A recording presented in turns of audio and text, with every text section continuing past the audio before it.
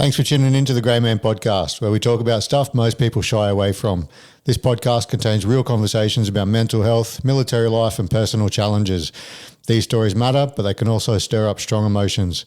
If you're struggling, please don't go at it alone. Call Open Arms on 1-800-011-046. They're available 24/7.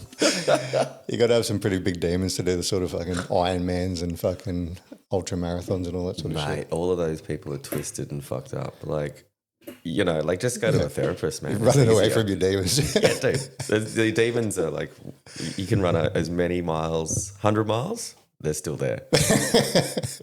Wait a week, have a fucking massage. I think you'll leave them. Still be like, oh yeah, shit, dad left, you know?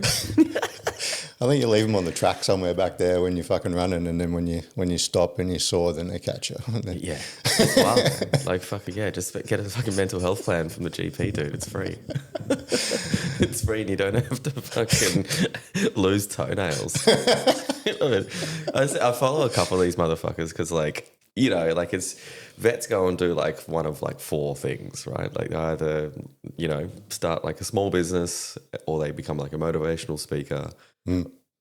They ultra marathon run, or I don't know, what's the other Podcast. Podcast. Or they're like, I'm going to do, yeah, they're like, you know what, this world needs more podcasts. So I've obviously got like a bunch of these ultra marathon dudes in my fucking sphere. And like, I'm hooked on it.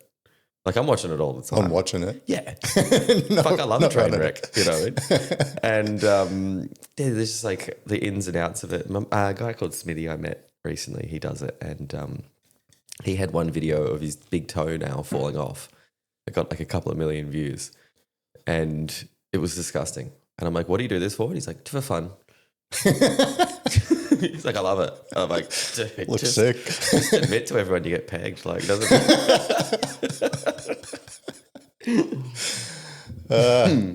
all right, fucking, we're on, I guess. Jarryd, fucking former Army, Infantry. Correct. Mortars, I heard. Yes. Yeah, nice. Current fucking stand-up comedian. You're trying it, man. Welcome. Thanks for being here. Thanks for having me. Thanks for having me last minute. Yeah, no worries. Sitting down at the I appreciate taking time out of you. At the brewery. Tour. Like, we're on Monday? Yep, let's do it. Here we are. It's good, man. Nice. Yeah, it was a good show on Friday night. I looked over a couple of times because when you're on stage, the lights actually brighten out most of the crowd. Yeah. So you can only see two or three sort of rows deep, and the rest of people are just sort of shapes. So you can only tell out the sort of like the big fat warrant officers in the back. You're like, is that a warrant officer or a lesbian? I can't tell. And but you were like front and center. Yeah, you were just off to the side. Like my you were, shiny grey head. yeah, absolutely. Dude, you know, you fucking died a couple of times. You were wheezing at one stage. I was like, is he laughing? Oh, I've got asthma. Like, I don't want to give away any of your bits, but yeah, that fucking resonated. you were saying that resonated and it's just like a news story I'm telling about. Bringing girls on base. Fucking smuggling them. That's what it is. You're like, everyone just carries on like your car's the Millennium Falcon. You know what I mean? You're like, yeah, right. So I know this has been going well. Do you want to stay at my place? Get in the boot. Like, and do you know what? Like, shame on them, because any normal person would be like, dude, I'm not getting in the fucking boot. Any self-respecting female. Like, nah, I was just trying to think if an attractive lady said to me, she's like, you want to go get a root? I'll be, yeah. She's like, you got to get in the boot? I'll be like, absolutely. Put me next to the green Woolies bags, I'm in there. Done. You smuggle them in the boot. How romantic. Yeah, I know. Then you take them to your, like, I don't know, what base did you spend most of your time on? Sterling, Ashman Sterling. What's the accommodation there like? Oh, same as everywhere, Lions. The Laverack Barracks is just like studio apartments, right? So after they get smuggled through security, the high security of Wilson's, you know, or whatever the Serco or whoever's running it is, then they get to be rewarded with this tiny fucking asbestos dwelling where they have to walk up some stairs. There's usually some dude there being like, oi, drinking on his balcony. Yeah. Well, I was on base sometimes and like some fella, like I never used to do this because I was like, I don't know, half smart. But some guys would like live on the base with their partner and they would just be trying to have like a nice dinner on the balcony like fucking morons, and then like a platoon of like crazy motherfuckers would just be like, ah, and like come and like pick up their dinner and like march off with it. And it's like at some point, give him a fucking. I don't want to victim blame anyone here, but get the fuck out of there and like go out, like spend some money and go to the pub. You know, that's on you. How the chicks live on there? That's not allowed, is it? Well, they would just like smuggle them in and like keep them locked up. I actually did that. Fucking one week I had when I first got to my unit, I had a girlfriend from Perth, and it didn't last long because obviously I was in Townsville, and then she saw the whole arrangement, being like, sorry, what? I got to not go near the window. Like, and, but like, yeah, same thing. I kept her there for a week, and she was like, this sucks. I fucking hate it. I want to go to the shops. And I'm like, you can't fucking leave. Like, you'll be in so much trouble. And yeah, I should have just walked out for a hotel. What the fuck am I thinking? You know, hindsight, you know, like, no, I'll save like $200 and yeah, lose the relationship. I remember one of my mates fucking got a chick to come back, and on Stirling there's like a bridge. I don't know, it's like a K or two fucking long, and the gate is at the start of the bridge. Rockingham. Yeah. Yep. Yeah, so when you're at the clubs, which are only just down the road, you fucking a lot of the cabbies are in on it. So he's go up to a cabbie and go, I'll swing you an extra 20 if you chuck this chick in the boot. Like, fuck yeah, that's awesome. No worries. Yeah, Raj was like, hell yeah, I'm sending this one back home. This is going to put the kids through a whole year of school. He's got a little side hustle of smuggling ladies. He's like, yeah, this is actually how we saved up enough money to come to Australia in the first place. Yeah, that's how I get my missus to the country. Fuck yeah. That's funny, dude. Oh, God, I love everything that's funny. It's the best thing about being a comedian is it's like one of my favorite. What I missed first about getting out of the army was hanging around with fucking funny cunts. Like totally just drawing off doing nothing. Like I thought about this the other day, and it's like in the infantry battalions, you'd always be busy. Yeah. And we would be like, why are we so busy? Like, why don't we get any downtime? But as soon as they gave us any downtime, we'd just be like jousting on BMX bikes or something, or like measuring dicks and shit. We would like went through this phase where we would steal other diggers from other platoons. Other diggers? Yeah. So we'd call them up. And we'd be like, mate, you got to come down to the mortar office and sign your course report. Like, yep, no worries. And then they'd come marching down. Then someone would just like put a sack on them and just tie them up, and then like put them in a cage and stuff. And just like, and then we tried ransom them back. And then some people were like, no, fuck yeah. Like, we know you're going to let him go at 3:30 when we got to knock off. So just leave him there. So this guy's dehydrated, like to the Cups canteen, like on the equipment cages. And then like the people in charge would see that and just be like, nah, you're going out bush. Or and we were like, why are we working so much? And we're like, oh yeah, it's our fault. Because we can't be trusted. Don't let them have any downtime. We used to fucking stitch up. Like, I love the pranks, right? So we used to stitch up like lids and like our bosses, right? So what we used to do with the lids is we go to the armory and we'd go and get some pistols out. And all the NCOs would sit into the office, and then we would be like, all right, cool, we all ready? And we'd have all of these pistols lined up on there, and we'd be like, right, you fucking people that have just marched in, come here. There'd be like 8 dudes outside the office one by one coming in, and then we'd like make up these fake documents and issue them their bed gun. It was their pistol that they had to keep under their pillow, because there'd been like reports of like Islamic State like lurking around Townsville, and we're like, dude, there's no Muslims in Townsville, right? And then we would be like, right, so what you got to do is you got to put this under your pillow, and then if like you hear this siren go off, then you need to pretty much be Steven Seagal, right? And they'd be like, yeah, okay, yeah, cool. And then we'd get them all with their pistols, and then we're like, right, now march over to the CSM's office and get your ammo. He's the only guy that's got it, right? Bring your forms with you too.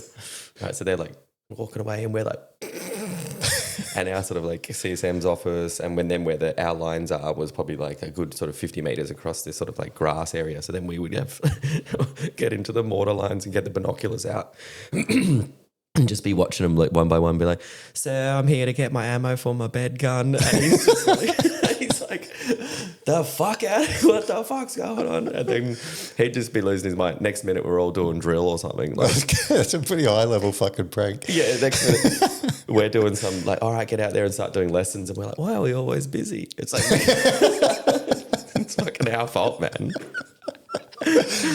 In Townsville, we had this thing called the Sell It Monday, which was in the Townsville Bulletin, right? And it was like, I don't know, like a gum tree, analog gum tree for one day of the week, right? And if we ever had the week off, we would just find like the most outrageous thing to sell.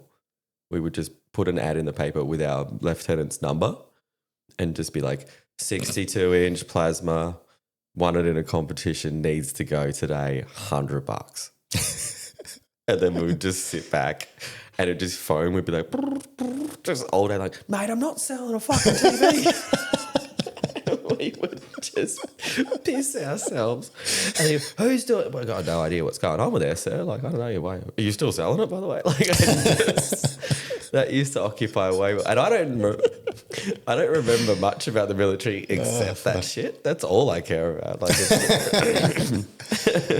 We always fucking the jester, class clown. I think so.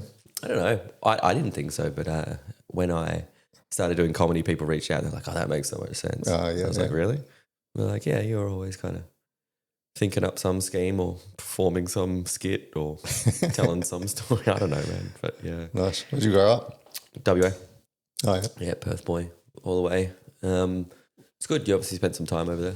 Oh, that's why you know where Rocky and Garden Island is. Absolutely. Yeah. What's the local nightclub around there that everyone fingers at? I can't remember the name of the club. The bar was a Swinging Pig.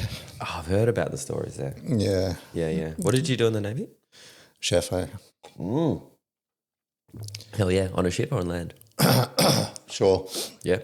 Yeah, I got posted to HMAS Toowoomba like a couple of weeks before I got out, but I never ended up going. You miss it? A little bit. What do you miss about it? Fucking, well, just what you're saying. Smuggling women. The mateship and yeah, the fun. All the boys, just fucking, when you're in that environment of just being 100% of the time, always someone to do something with, like, hey, I want to go play basketball, and you'd have fucking 6 people to play with. Oh, yeah, totally. Let's go watch a movie. Let's go to the pub. There's always someone to do something, just hanging out, doing shit. And I walked past on the lines one day and one guy was just packing his ute and I said, what are you doing? He said, I'm going down to Proserpine to see my mum because you want to come? I said, yeah. Just like, I barely knew him. Yeah. We were just in the same platoon. Like we were just lids together or whatever. We just came from different things. And we ended up being good mates like that. Because it's harder. Fuck, dude, it's hard to make friends in the civilian world. It is, yeah. Is it? What's so hard about it? I don't know why. I've been trying to figure this out. I think because everyone comes from like different walks of life and stuff. Whereas in the military, like, even though we come from different walks of life, we're all put into this fucking echo chamber. So we're all living the same experiences, all the trauma bonding that they fucking, with all your training and sucking eggs together and just all the downtime, just fucking sitting around shooting the shit and laughing and just like immediate bonds. You can be mates with them in the military with someone you hate. Like you can just hate this cunt, like who is in your platoon, whatever section, whatever, how it works on the Navy side. Like you'd be like, fuck, I hate that. He's always at the same parties. Yeah, but he's our cunt. Yeah. Like if anyone else tries to fight him, you're like, fuck off, mate. He's our fucking ranger. Yeah, you can just aspire. Like, I see people now too. I'm like, yeah. Or someone meets me, they're like, oh, I heard you mates with such and such. I'm like, I'm not his mate. We just spent 7 years together and I'd fucking die for him. So I hate that guy. Hate that guy. But don't talk shit about him. He's my piece of shit. He's absolutely my piece of shit. Yeah, it's a fucking wild ride. And then when you get out, it's like, yeah, it's just tough to bond as a dude as well. Like it's just because blokes don't talk about anything. Yeah, you need like workplaces. Sometimes, same with fucking meeting a girl, I guess. You've either got work, you've got like a common interest, like a gym, or not just a regular gym, but like a gym where you do classes together and things like that. Or you've got fucking 3 friends. Other than that, there's not many other fucking options. Yeah, and people don't like to like party like people in the military. Life was a fucking party. Yeah. Like you go to like a normal civilian thing and you're just like, let's just get as fucking blind as we can and steal that street sign and wear it on our heads and then just go to the strip club and just pretend we own the joint and get on stage. And like, we'll try and make some side hustle money actually stripping. Like really, like normal workplaces, like you're at HR on Monday, like totally, right? Like you can't just act like you do in the military in like a normal world. So like you're the outcast, right? You can't just be in a workplace and then someone walks past you. What are you watching? Like beheading video? Like it's like it's so funny. You're like, hello to be soaring a bit and then it dangles. Like people are just like, I fucking sent a video to some friends, some civvy friends the other day.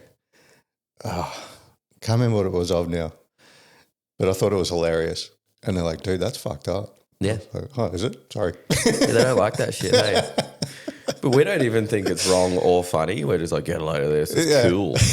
Yeah, this is sick. Yeah, this is so sick. Yeah.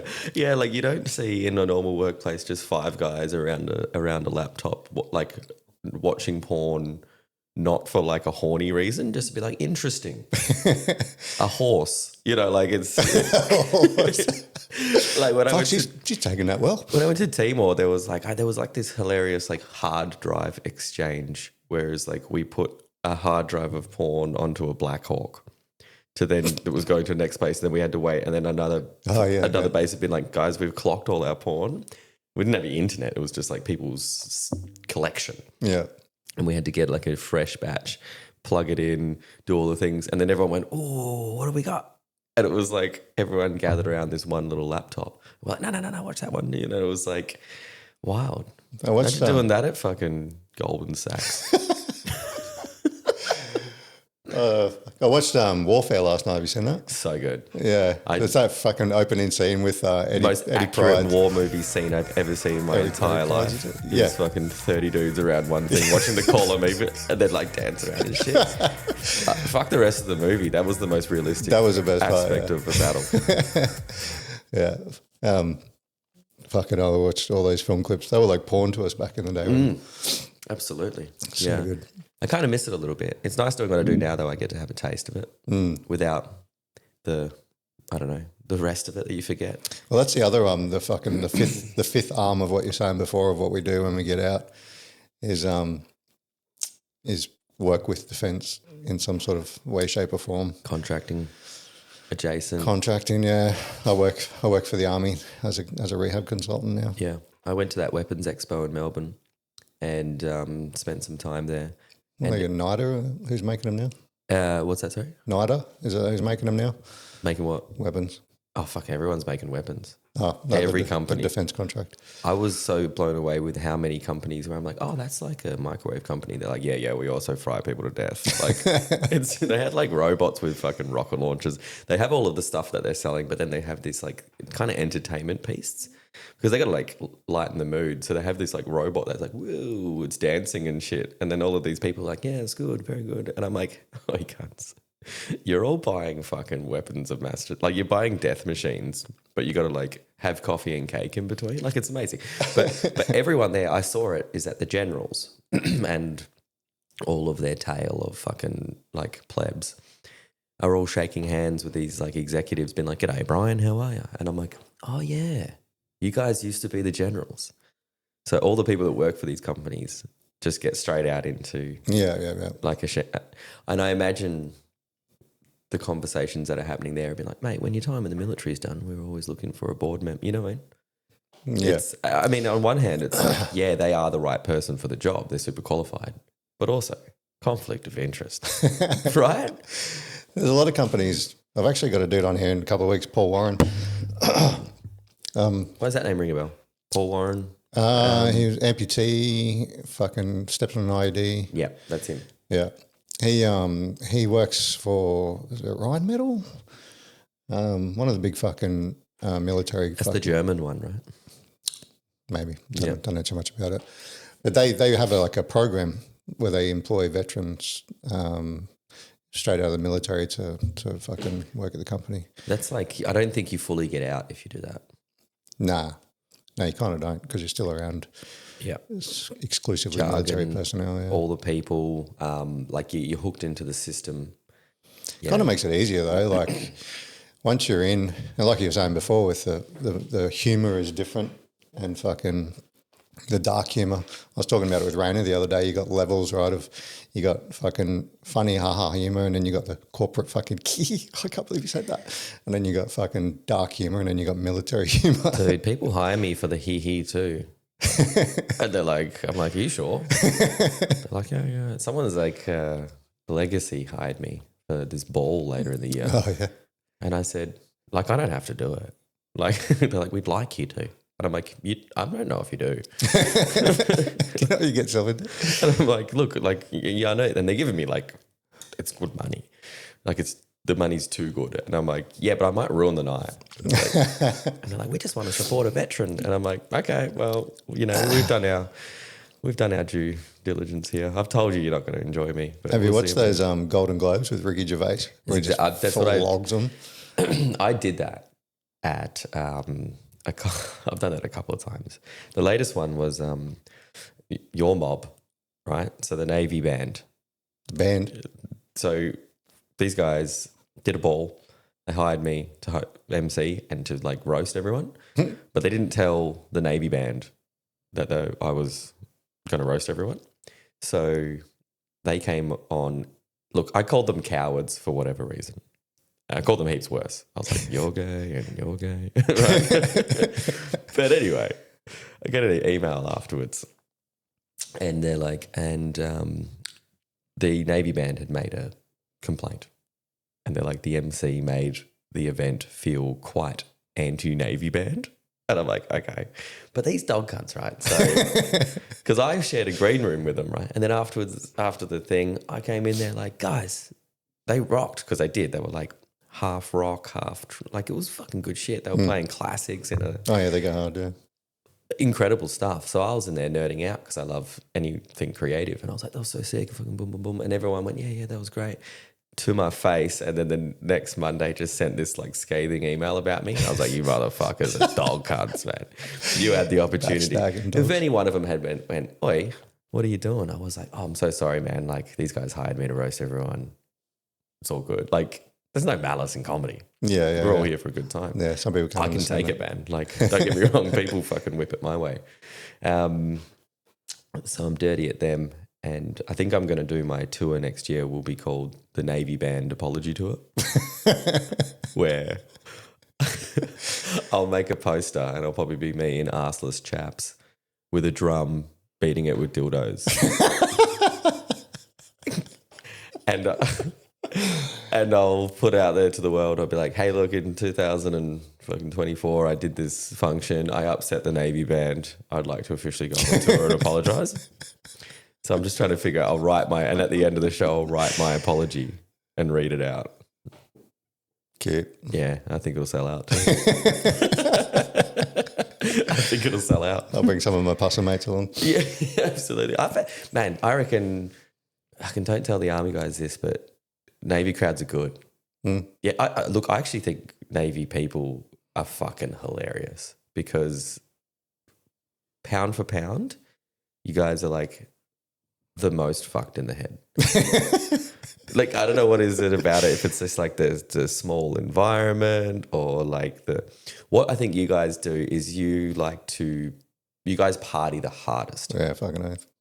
Hands down. Like army guys will think we do, but we'll party like more, as in like more nights of the week and stuff. You guys will just be like, next Wednesday or like 5 Wednesdays from now, we'll be in this fucking town in this country and we're going to rip it to shreds. Like you just go for it as hard as you can. Yeah, I remember the first... Drink like a sailor, I think. That's a fucking the first exposure I'd ever seen to Navy people was in Fremantle as like I had a fake ID and my brother's like ID, but I was going out at like 17.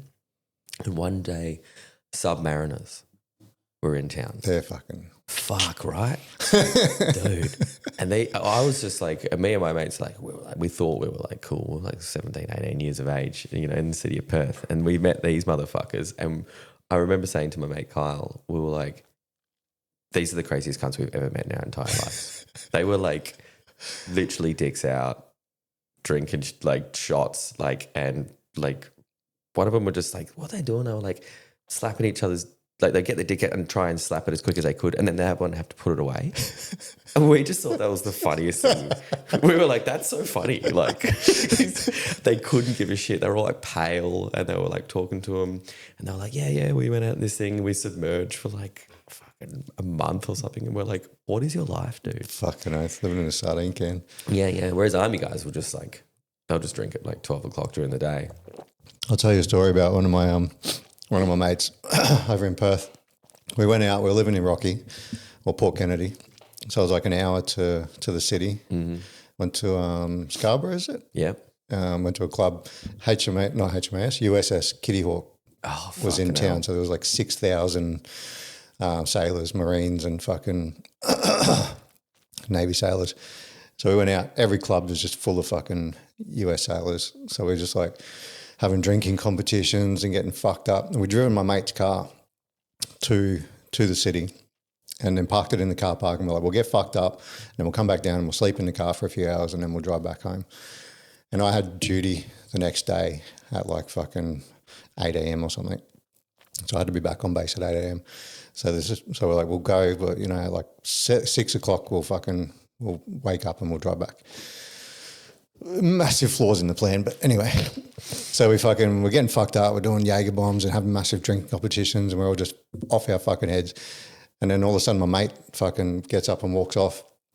The one that I came with, I live with, and fucking 10 minutes passes, 20 minutes passes, half an hour passes. Where the fuck did he go? Go looking through the toilets and stuff. He's not there.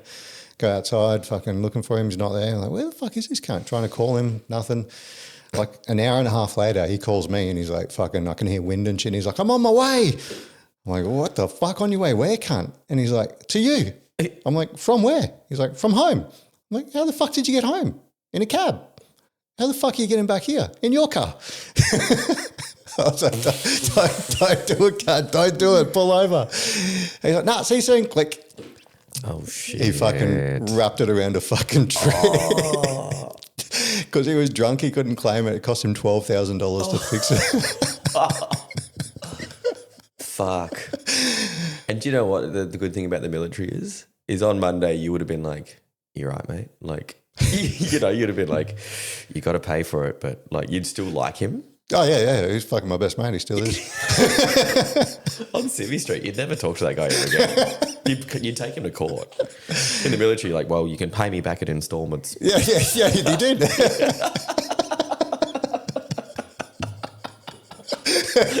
He's my best man. I was the best man in his wedding. Were you too? Yeah. Did you do this? Did you tell about that in the speech? No, we bring it up every now and then. Fuck yeah. Every couple of years at a catch up, we'll talk about it. Fucking loose, the most expensive night on the piss you've ever had. Yeah. Americans, man, I fucking love Americans. They're so American. Oh yeah, it's delicious. We had them in Townsville once, and I can never figure out if sometimes they go out in their uniforms, and sometimes they don't. Like sometimes we had some event on. It might have been Anzac Day. Something lined up sometime, and we had an event, and then we would go out. We weren't in our uniforms, obviously, but they stayed in.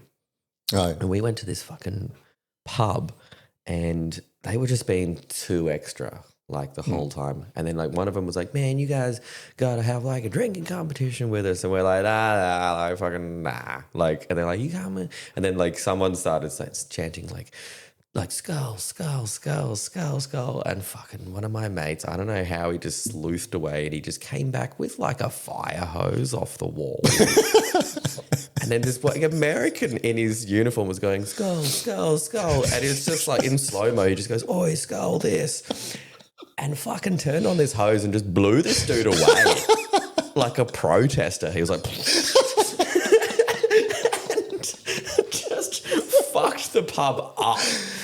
And then it was like everyone was just like, whoa, like this scratch, like what the hell just happened here? And then like everyone just started punching. It was it's good. Very little other jobs. Fuck. Very little other jobs in society do you just punch on with your colleagues as well. We would be like, we'd have a boozer. Like, just imagine, put this scenario into another scenario, right? So you work for an accounting firm and they're like, right, we're going to go to the pub with the other part of our accounting firm. Yeah, with those guys in the next office. We hate them. Like, why? Because they do the same job as us. And it's like, what do you hate about them? It's like, they've got different coloured shirts. Right. So we would have like a joint boozer. And then, so imagine this, you're accountants, you're at the pub, and then someone like looks at you the wrong way, and then you go, fucking let's bash them, right? And everyone just punches on. It doesn't happen. But you say that in a military sense. Yeah, we had a boozer with the engineers. What happens? Well, we fucking had a Royal Rumble, threw some cans at each other, chairs were flying, and everyone just goes, oh yeah, that makes sense. Yeah, and then we all stopped fighting. Why? Because there was the Navy guys came and we were like, can't get me. Yeah. And like there's kind of no malice in that. Like no one's upset. Like occasionally there's like some real things that go on. System, yeah. Everyone's just fighting for no reason. I punch on with people all the time. Not because, I was in a pretty bad way when I was in. So I ended up punching on, but it never broke up a friendship. Were you an angry man? I was an angry man, yeah. What were you angry about? Oh, fucking bring the mood down. But my missus died when I was in. My fiance passed away. And you stayed in? I stayed in.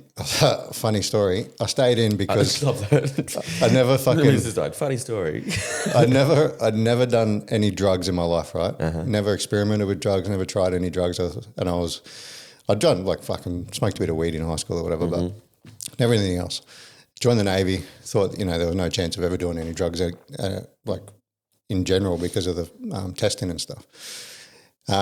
Anyway, Mrs. died. I decided to stay in because I wanted to. I thought if I went back to Civvy Street, I'd be fucked. Yeah, a bit of stability in that situation. Yeah, I'd have discipline and stability and structure, and not just waking up whenever I want and just fucking drinking myself to death or whatever. Anyway, turns out there's a bit of a drug culture in the Navy. Is there? So I got fucking every drug under the sun fucking shoved in my face. What drugs are people doing in the Navy? Oh, all of them. Literally coke, ice, speed, fucking pills. Yeah. Damn. Yeah. I don't think there's much of that in the military. I mean, there's like the occasional sort of like celebratory bags, yeah. But like no, maybe. I mean, a bit of steroid abuse, I guess. But yeah, no, I didn't hear of anyone doing any sort of speed or like on the reg. No, I've never heard of anyone in the army. I've served reserves for fucking 8 or 9 years, and done fucking various amounts of days, whether it be 20 minimum or 200. How'd you go during that period? Was it just a fucking mess? Back in the Navy?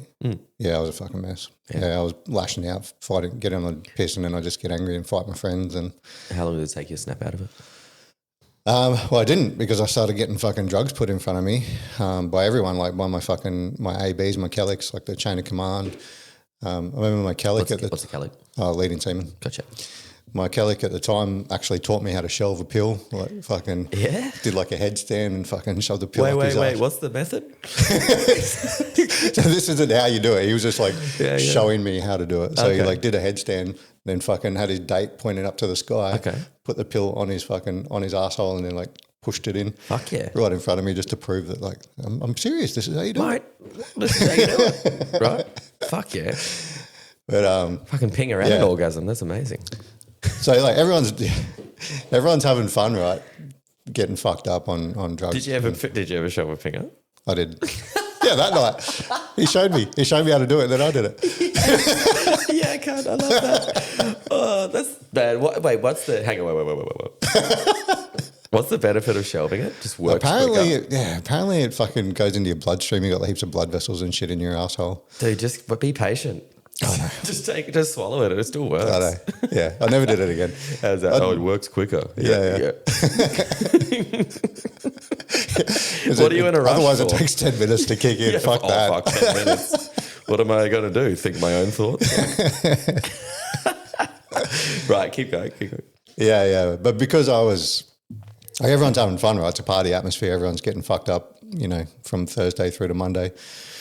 But because I was in a bad head state, it wasn't fun for me. It was just putting me in turmoil and making me spiral.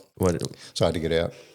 They gave me a compassionate discharge. And how'd you go with the spiral? Did it stop, or are you still currently spiraling? Oh, no, I stopped. Yeah, What no, I happened? got out. How to fix it?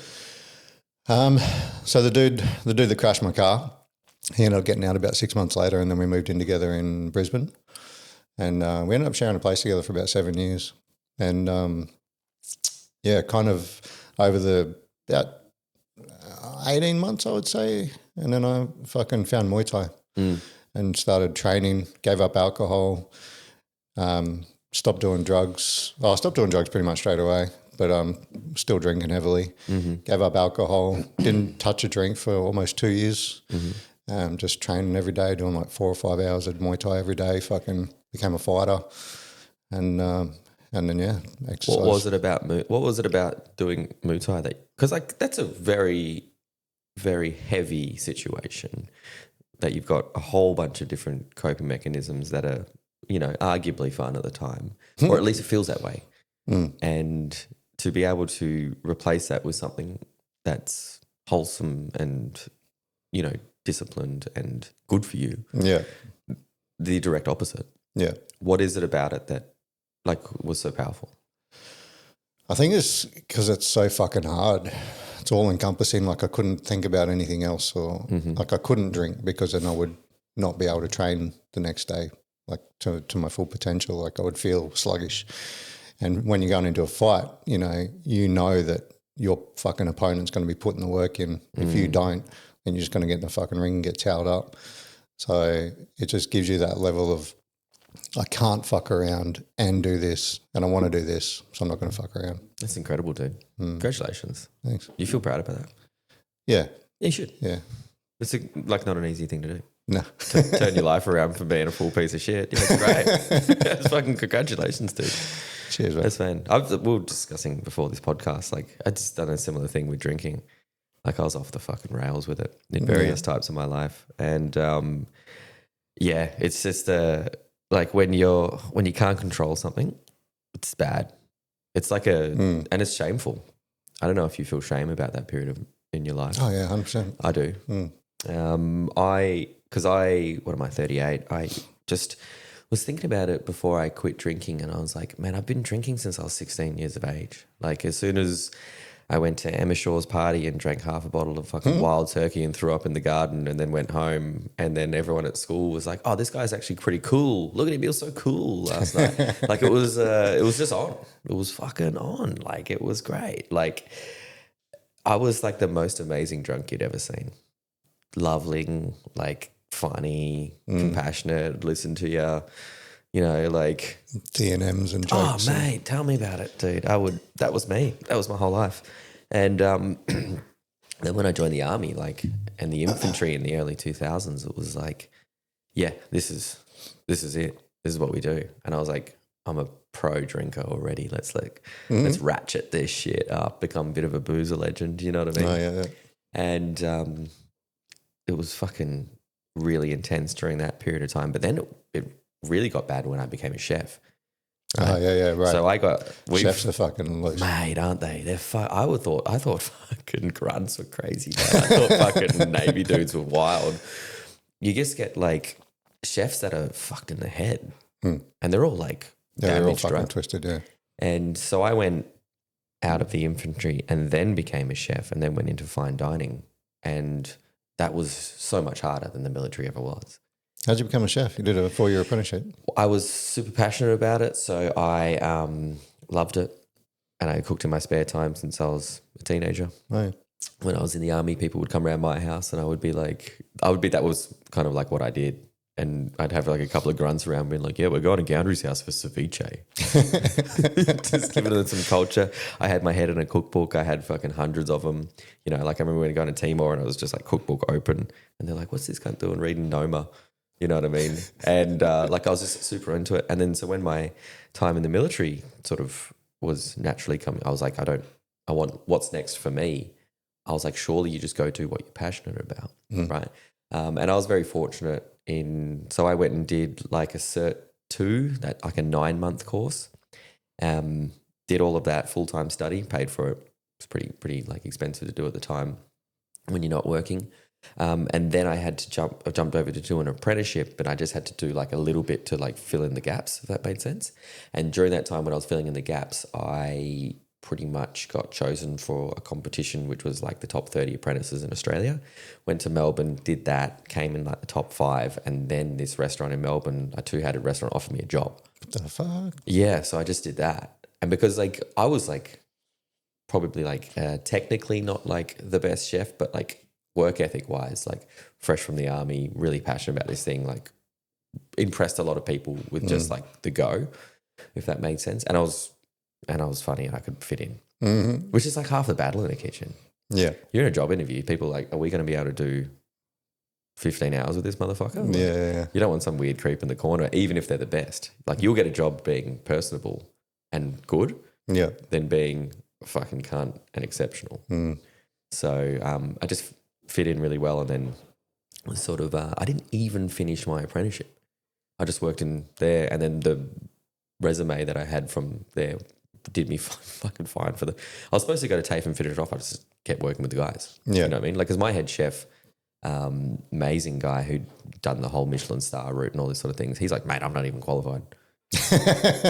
He's like, fuck that. You don't need a piece of paper. Like, you just learn all your skills and just get amazing. Like, no one's ever asked me for my TAFE papers. That's funny, Like fucking, so I didn't even get qualified. You have to get your fucking cert, but no one ever asked for it. No one ever asked for it. Especially if you've worked at good places, they just go, yes, sweet, whatever. But I just took my drinking and just went straight into that environment. Oh yeah, leveled up. Dude, they were like late nights. Oh, man, we used to work till like probably get out of there at like maybe 12:30 if we hustled, 1:30 if it was a fucking big night, 1 o'clock. And in Melbourne, where I was working, it was so cool. They had all these just hospo bars that only come alive around that period of time. Yeah. So then all the staff hit them, right? And they're in the smoking areas and everyone's just like gobbing off about, oh, it was fucked, man. Tonight we ran out of this like halfway through. And like it was just like war stories, but for kitchens. Yeah. Once again, just fit right into that. So then you could just hook beers and go to bed at 4, 3, 2:30 if you have a couple. And it's just like it hurts your sleep soul. till noon and do it all again tomorrow. Absolutely. And throw in like a healthy dose of like substance abuse. Like there's just joints flying around all the time. So you can just, if you're just tame, you can drink beers and smoke joints. If you're wild, you can drink beers and do coke. And if you're if you are in the thick of it, you can do speed or ice. Well, like that's what people do. And I've seen the most highly functional motherfuckers until they're not. Like just work in these environments, full substance abuse. Redlining. Dude, it gross. It's disgusting, right? And I was in it. And, I was doing fucking bags and shit like all the time. And we're like, where's our money? And we're getting paid fuck all. Like there's no money in chefing. So we're like grouping our cash together and getting 8 balls and stuff. Like, it's like, what's the best discount we can get on this sort of shit? And it just really fucking knocked me around. Like I did it for ages. And then I went and worked at another place, and then that was just boozy. And like long story short, I just kind of was running a restaurant and, loved being a head chef, loved that creativity. And then it just like all came screeching to a halt, sort of like I'd got 7-8 years into being a chef and I'd done 7 years in the military, and I was like approaching sort of like 30. And I just realized I was like, I'm not fucking happy at all. And I decided to like, dude, I just trashed like relationships. There were like so many, I had like a big relationship breakdown because I worked people out of my life. I was so like, we worked that many hours and you're hungover and doing all the rest of it. Young ladies are like, we're not going to spend any time together. Like this is just, I'm essentially dating a fucking rock star who puts flowers on food. Like, you know what I mean? Like they just leave. And, I don't know what it's like in the hospo you've worked in, but you're just like, there's waitresses, there's just like... I was going to say there's plenty of chicks there. Mate, like I just went through this period of time. Hospo girls, party hardy. And everyone's just in it together. And I just had this string of just terrible, like sort of, like I was just the worst version of me. ever, right? But in like a fun, lovable package that's having a good time, but like there's no connection, and like quietly my fucking soul is screaming. So something happened. I was a head chef, and then I was like, I got to get out of this. Like it just, my life has meant nothing. You know, did the military, had a sort of a lackluster career, and then did this thing, and now found out I don't like it when I'm like arguably sort of like coming into like my full adulthood towards 30. And I decided to have a couple of months off, and got 3 days into having some time off, went to bed, couldn't get out of bed. 3 days. It was just like finally for the first time in my life, like I'd done nothing. And my body was like, here we go. We're doing all the nothing that we've shut down, yeah. And I just I just crashed, dude. And did what anyone does, went to the doctor, and they're like, take all these pills. And I'm like, antidepressant up, and you just get fat and you can't get a boner. I'm like, how good's this? You know what the best thing is when you're depressed? Not getting hard. Yeah, that just that solves everything. You know, like the one thing that used to be good now doesn't happen. And just had like the worst year of my life. Just trying to figure out, like, I think as some people would call it an identity crisis or whatever. Just drank my way through it. Yeah. The doctor's like, take these pills. Also, it's not good if you drink on them. I'm like, I'll fucking take it from here, cunt. Like, I'll figure this sort of shit out. Super depressed, went dark. Had like a real lackluster sort of like suicide attempt. Like, yeah, dude. Yeah, I haven't even spoken about this on a podcast ever. But just didn't do any research. Just got hammered one night, and I was like, we'll just do some sleeping pills and some fucking Valium. Woke up the next day, dude, best sleep of my life. I was like, fuck, I'm so calm. Like, how good is this? Then I went on the internet. You were in fucking heaven. Yeah, I went on the internet. I was like, I just needed like 3 times as much to get the job done. I was like, probably should have thought that through. Also, I'm out of Valium. And it was like, I don't want to like get too philosophical, but like it's like you need something to have purpose about. You did Muay Thai, and then you're like, oh wow, here's this thing that requires my entire being to be fucking semi-okay at. Yeah. That's how it is, right? Yeah. Like you can put everything into it and you're still like not even near great. And look, that was me for comedy. And it was in that period of time when I was like I was honestly just like, I'm just going to fucking drink. I'm just going to see if like anything good in life happens. And if it doesn't, I'll just fucking get out of here. You know what I mean? I'll just do the old check out. Yeah, I'll do the old veteran retirement plan.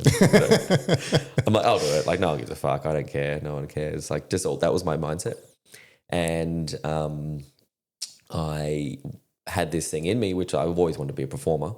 That was the hidden self of me. And it was in that period of time where I was like, I'll try this fucking thing because it doesn't matter. Like, life's done already. So I'll just give it a shot. What's the worst that can happen? The worst that can happen, right, is I'll just get the fuck out of here, right? And started doing it. Really liked it.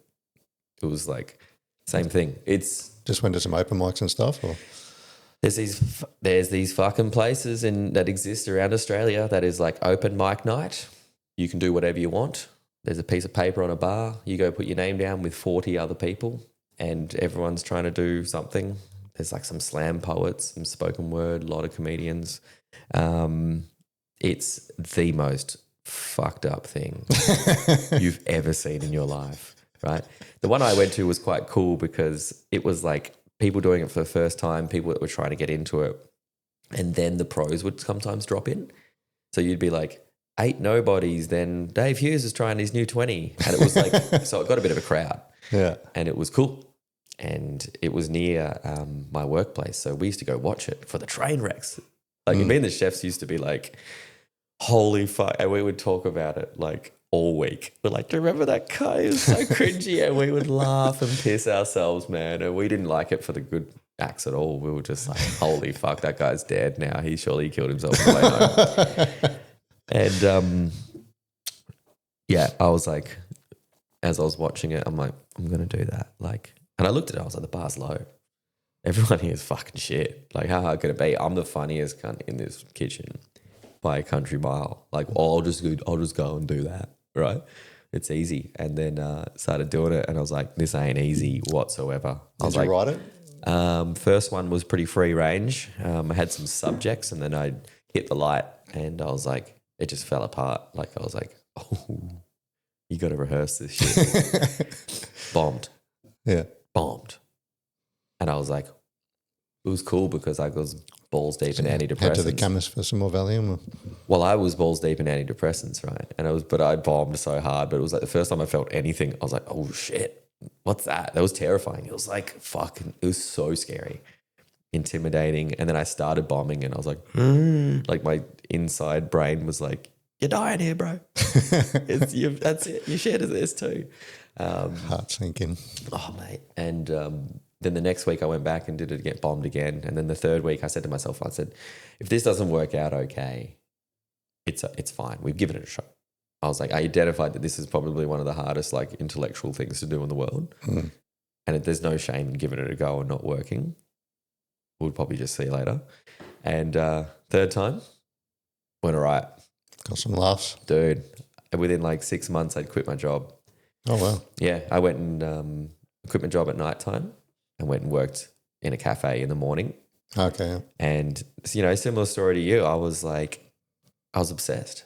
And I was like, I got to look after myself in this situation because this is so important and it requires everything. And I'd seen people that were working really hard. So, like, I got a job in a cafe because I knew that I could get up an hour early before work.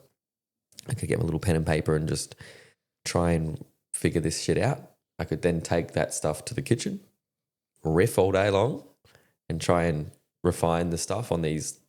You know what chefs are like? They're fucking hilarious. Yeah. Have a sleep on a tram, and in summer have a little nap in a park or whatever, and then go out 6 nights a week and just do it for free. Write those names down, wait 2 hours for your spot. Mm-hmm. Sometimes there was an audience of like 70 at the start of the night. By the time I got on, there was like 7. And just try and get them and just like try 6 nights a week. Boom, boom, boom. And then sometimes you could do 3 of them a night. Yeah, so you go to an early one, then you fucking dash over. You'd say to the room runner, if you start getting some good rapport, you're like, mate, can I go on early because I got to do this late spot somewhere else? And they're like, yeah, okay. And then like dash across town to go to like the next one in another suburb and be like, that shit I just said then bombed. I'm going to try it somewhere else. And that period of time was so brutal. I can't even really remember it. It's kind of like my eyes stung and it's just a blur.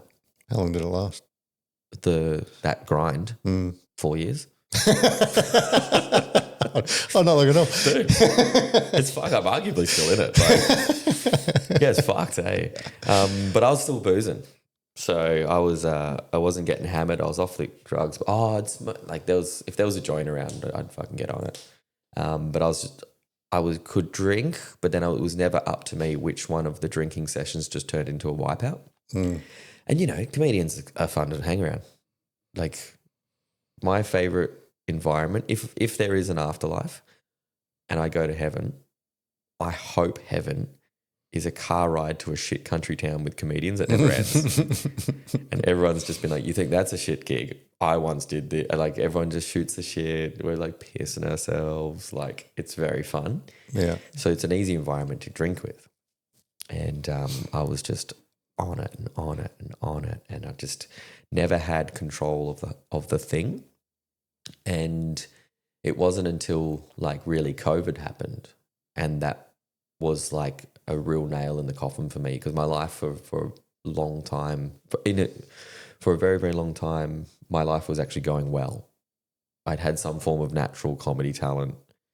I was putting in the work, even if I was getting on the beers. Like I outworked everyone around me and I was getting something for it. And I was like, fuck yeah. And I made the decision. I was earning like $400 to $500 a week doing comedy. And I thought, now's the time to quit my job. I was like, I'm going to do it. Go all in. Yeah, fuck it. Well, I had heaps of cash in the bank.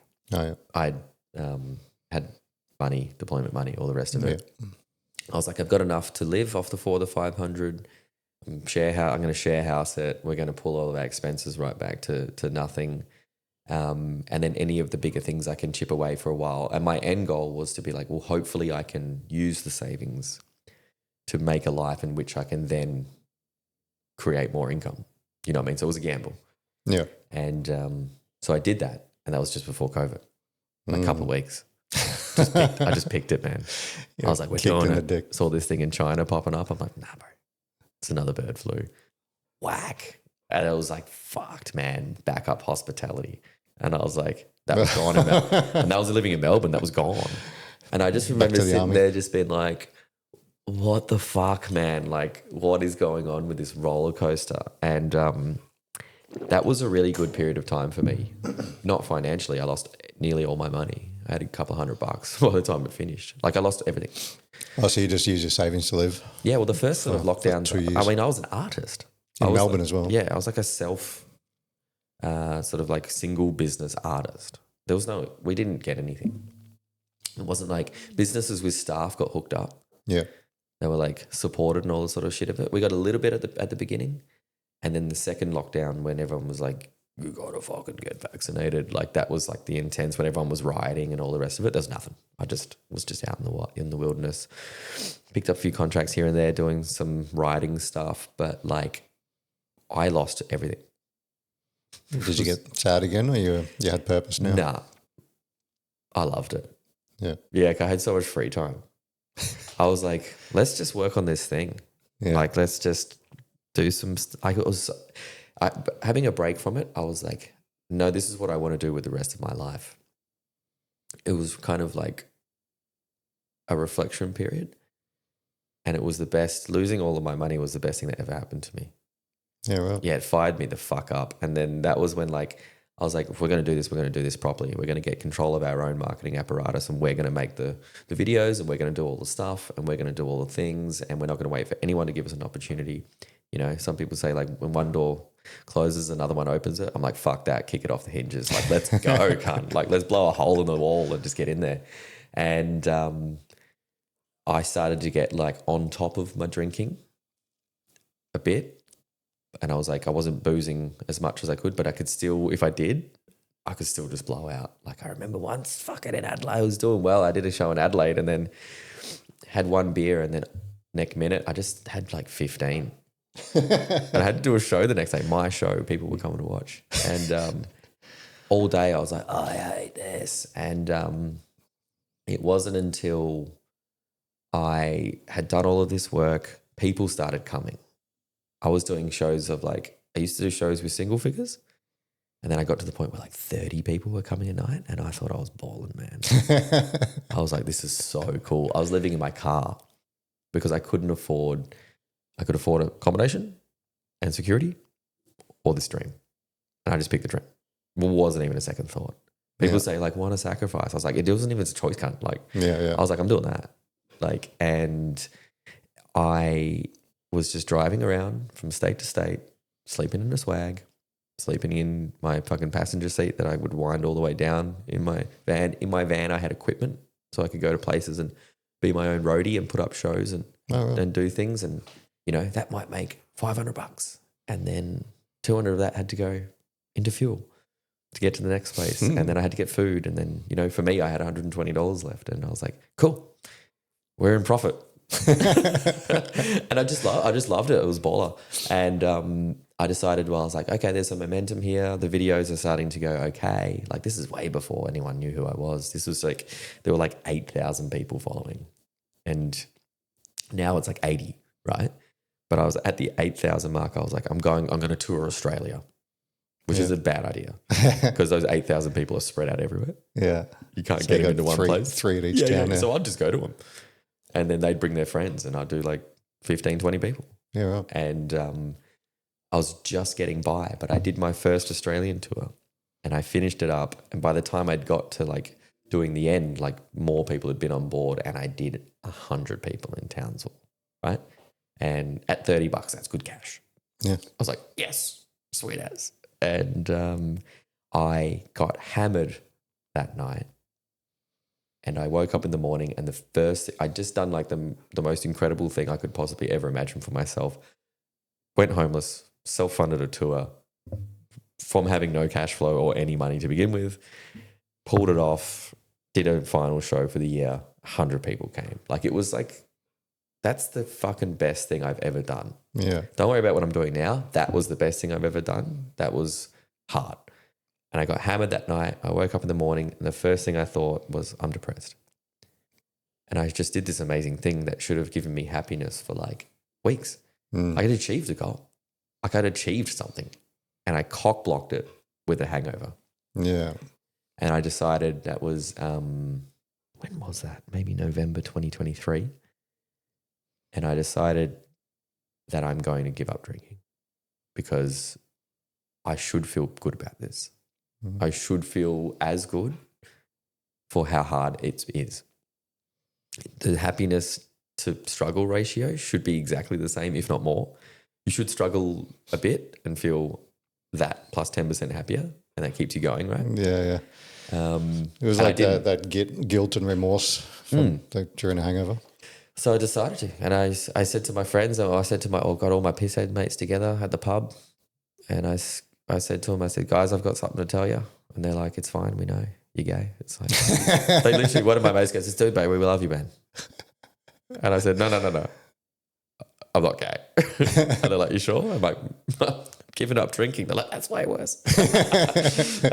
So you are gay. Yeah. And I told them, and like, bless them, and they just went, cool, man, whatever you need. And just turned my back on it, and it was the best thing I ever did. And I got 522 days in till about 3 weeks ago. Oh, really? And I went to England, and I said to myself, I'm like, I'm going to have a beer in an English pub. I said, I've always wanted to do that. The English pub scene rocks too. It's fucking better than anything in Australia. Like they know how to do it. Yeah. I said, I'm going to have one of those little pump beers at like room temperature. Like I'm going to have the whole British pub experience, and I don't want to like miss out on that. And I said, it'll be interesting to see how I can go with this. You know, I've been off for a while now, like 522 days. Hammered off one beer. So I had one beer, had this pint down, immediately pissed, buzzing. And I was like, wow, what a lovely experience. You know, like I'm really glad that I can have this thing and be mature about it. Yeah, nice. Had fucking 9 more. Had 9 more pints and got absolutely walloped with these guys from Forces Entertainment. Woo! Like it was straight back on. I was talking shit with like British people, and I just somehow made it back home. Woke up in my hotel. I was like, didn't know where I was, what happened. In my clothes, I was like, good, didn't piss myself, didn't shit myself. And I just thought to myself immediately, I was like, dude, I can't handle it. Cannot handle it. Do not have a grasp on it. All in kind of guy. Man, and so I just fucking did. I'm like 30 days off or something again, but... And look, that might be my curse maybe, and maybe at some stage I need to be sort of pretty fucking mature about it and maybe go see some professionals and be like, I'd like to have this under control. A glass of wine with dinner or something. That'd be great, dude. I'd love that. I mean, I want to like go to Ireland and have like a Guinness in a pub and see what that tastes like. I want to go to Oktoberfest in Munich and be like, what a lovely experience. I'd love to have a glass of wine in Rome. Yeah, you know what I mean? Yeah, yeah. I don't want to miss out on that shit. You don't want it to own you, yeah. But I also... Or control you. There's no like guarantee that I won't drink one glass of wine in Rome, drink fucking 3 more bottles. Yeah, and then be like, Aussie tourist is actually standing on top of the Colosseum. Like, butt naked. That's not up to me anymore. Maybe I need to be a man and get some fucking tools in place to maybe get to the bottom of why that is or what's going on. Maybe I'm all or nothing. Maybe there's some imbalance going on there that needs to be addressed. It's a wild thing. Yeah. Yeah, I wish it wasn't that way, but you know, I'm broken in that sense. Yeah.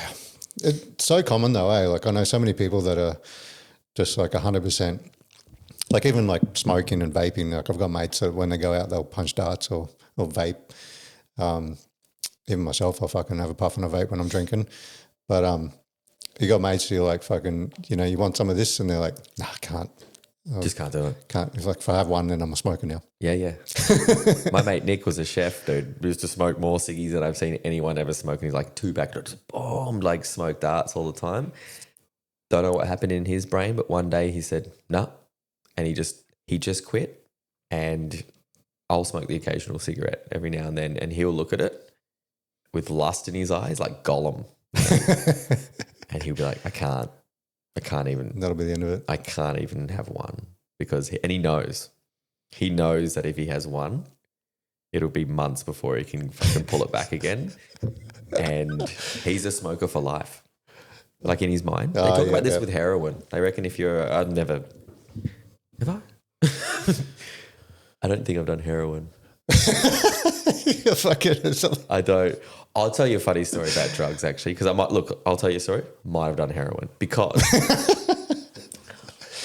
deep in like the chef days when like shit was just like off the level, right? I was in an Uber going somewhere when Uber was real fresh, and I was like, what's this under where I'm sitting? And I just fucking like pulled up this bag of like whatever. And I went to this party and I said, oh, yeah, I just found a bag in the fucking Uber. You know when you find, you know how good drugs are, but then they're better when they're free? It just feels like Christmas. Like free drugs. And we're trying to figure out what it is. And was it brown? It was pretty grey. I don't know. It was like grey and dark. It might have been fucking shit ice or something. Me and another guy didn't ask too many questions and went, let's see what the fuck happens. And what'd you do with it? Just fucking lined it up and whipped it in, and yeah, just woke up fucking 16 hours later, and who knows what it is. Fuck. Yeah. We took a photo of it, showed one of the guys, and he goes, that could be fucking heroin, eh? And I was like, Jesus. You're lucky if you railed it. Had a dude on here, Dwayne, episode 1, fucking go back and have a listen to that story. He fucking got kicked out of the Navy, R&I out of the Navy, because they pulled up in Cambodia, went to a beach party, went and bought a bag, but it was a bag of heroin, not coke. Oh, shit. Went to the Cambodia and he's like, bags, fuck that. He's like, I've done coke before, but I've never done heroin. I don't know what to do with it. So he just went in the fucking bathroom with his mate, fucking put it on the toilet, chopped it up, railed it, and then went back to the bar. His mate face planted on the bar. He's like, fucking handle your drugs, cunt. And the next thing he woke up with a fucking spotlight over his face, took like 3 Narcan to fucking bring him back to life. Ooh. See, that's why I don't want to drink, man. Because it takes me places. Bad decisions, yeah. Well, I don't know. Like sometimes, inhibitions. Yeah, the filter just goes out the off. fucking window, yeah. Yeah. Like I'm a curious man. So if someone's like suggesting like, should we? I'm like, I want to experience everything in life, if that makes sense. Yeah. I like, right now I live an extraordinary life, if that makes sense. And that's my favorite part about it is it's just so, the path is gone now. Yeah, I'm in the fucking wilderness, man. Wild, yeah. Dude, I don't know what's going to happen. And I knew I had to do that sober because the other option, I'll fuck it up. It'll be awesome, but just something will go wrong, and then everyone will be like, "Oh shit! Like, yeah, he died young." Like, true. You know what I mean? Like your mate in the car, like that would like I'd just could have gone another way there. He could have died easy. I mean, how did he walk away from that? Yeah. Fine. Yeah, he was fine. Yeah, he could have not. Like the smallest deviation of that entire situation. Yeah, spun a different way, hit his side of the door. Yeah. And I just want to do my thing now. Like I'm fucking legitimately happy. And that's the difficult, when you haven't been happy for ages, it's like you pinch yourself sometimes. Yeah. You look back at that wreck, like I'm sure you feel the same way. Yeah. And like you don't need, when your life's been so crazy, you don't even have to be happy. You just need to be slightly content for that to be amazing. Yeah. Yeah. You can just fucking sit there sometimes. Yeah. It's good. I could have been a shit cunt. I could have been a complete piece of shit cunt. Really, yeah. I just pinch myself. Like at any time during that period of time, someone could have given me an ice pipe and I probably would have smoked it. Like it could have happened. And I would have been so like into whatevs that, my Lord, that's a wild deviation from where I am now. Yeah, especially if you're that one in all in kind of guy. Right? Next minute I'm fucking washing windows at the traffic lights. Yeah. Juggling. You know, those motherfuckers. Homeless people's got skills now. Have you seen that? They're at the fucking window wiping and fucking on a unicycle and shit. Nah, fucking we don't get much of that around here. Oh, dude, in Melbourne, everyone's like a fucking... They got some skills. Yeah, you go to the thing. I give them heaps of cash. Some guy will be like, whoa, on like a huge unicycle. Yeah, right. And then like, we'll go down to your window and I'm like, yeah, bro, you fucking deserve this. Go get your ice, man. Like... There's this one guy that's like a tourist attraction in Melbourne, and he just has a sign that says, "I'll be honest with you, I need the cash for weed." And people get fucking photos with him. Like, he earns way more than like, "Oh, by the way, I had a tough rough road and my kids left and all the rest of it." This guy's like, "I'm going to be square with you. I'm having a good time." Booze and like, drugs. Cash. I don't know. For all the homeless people listening, there's a lesson in that. That's my number one fear in life is going homeless. I still fear it, like, because I did it to do this. There was a part of me where I was like, this could just be it forever. You have to keep your fucking foot on the pedal though, right? I mean, yeah. Does that ever fucking stress you out? You just want to relax sometimes? Yeah. It's a grind. I mean, they call it a grind. They're not lying. It's fucking hard and your eyes are sore. I mean, you give up anyone in life that wants to give up their comfort for a future comfort will always have my respect. And I like people who create things because they've got to do that publicly. You know, if you want to be a fucking motivational speaker, do a podcast, do comedy, decide you want to be an actor or start a small business, and then you need to start making content. You need to put yourself out. Anyone who's putting themselves out there, I love. Yeah. Because I've been there. Like, you got to go through the fucking cringe to get to the reward. Yeah. Right? And it's years, man. It's a scary thing as well, putting yourself out. It's terrifying. I don't know how you feel about it. It's fucking intimidating. Oh yeah, fucking oath. Like, who's going to want to fucking listen to me or look at me or and it's doubt. What have I got? Yeah. So much doubt. I do that. I don't know if you saw me before the show the other night, but I was bad. I do it every night. I'm just like, I'm an imposter. I'm like, what am I doing? I'm a dickhead with a phone that somehow fooled everyone into enjoying my weird thoughts. Now they've got to watch it live and I'm actually here. They can't just scroll past it. And it's full of doubt. And I have to pretty much just do doubt management every day. And I have to remind myself that I think you're doing okay at this, buddy. Like, I have these conversations in my head and it's really fucked. It's putting yourself out there is gross. But anyone who does it, they've got my respect. Like, I was making videos that I look back on now and just go, dude, that was dog shit. But, a small amount of people liked it and they came. And it wasn't, the lessons I learned about how to make good videos were all in the bad videos. So that's the beauty of it. We're all doing something right now that our future self will think is horrible because we have the skills to do so much better. And if you always stay in that equation, the sky's the limit. Yeah, you've obviously got the growth mindset as well where you can look back on that and go, this is what I did wrong, this is what I need to do better.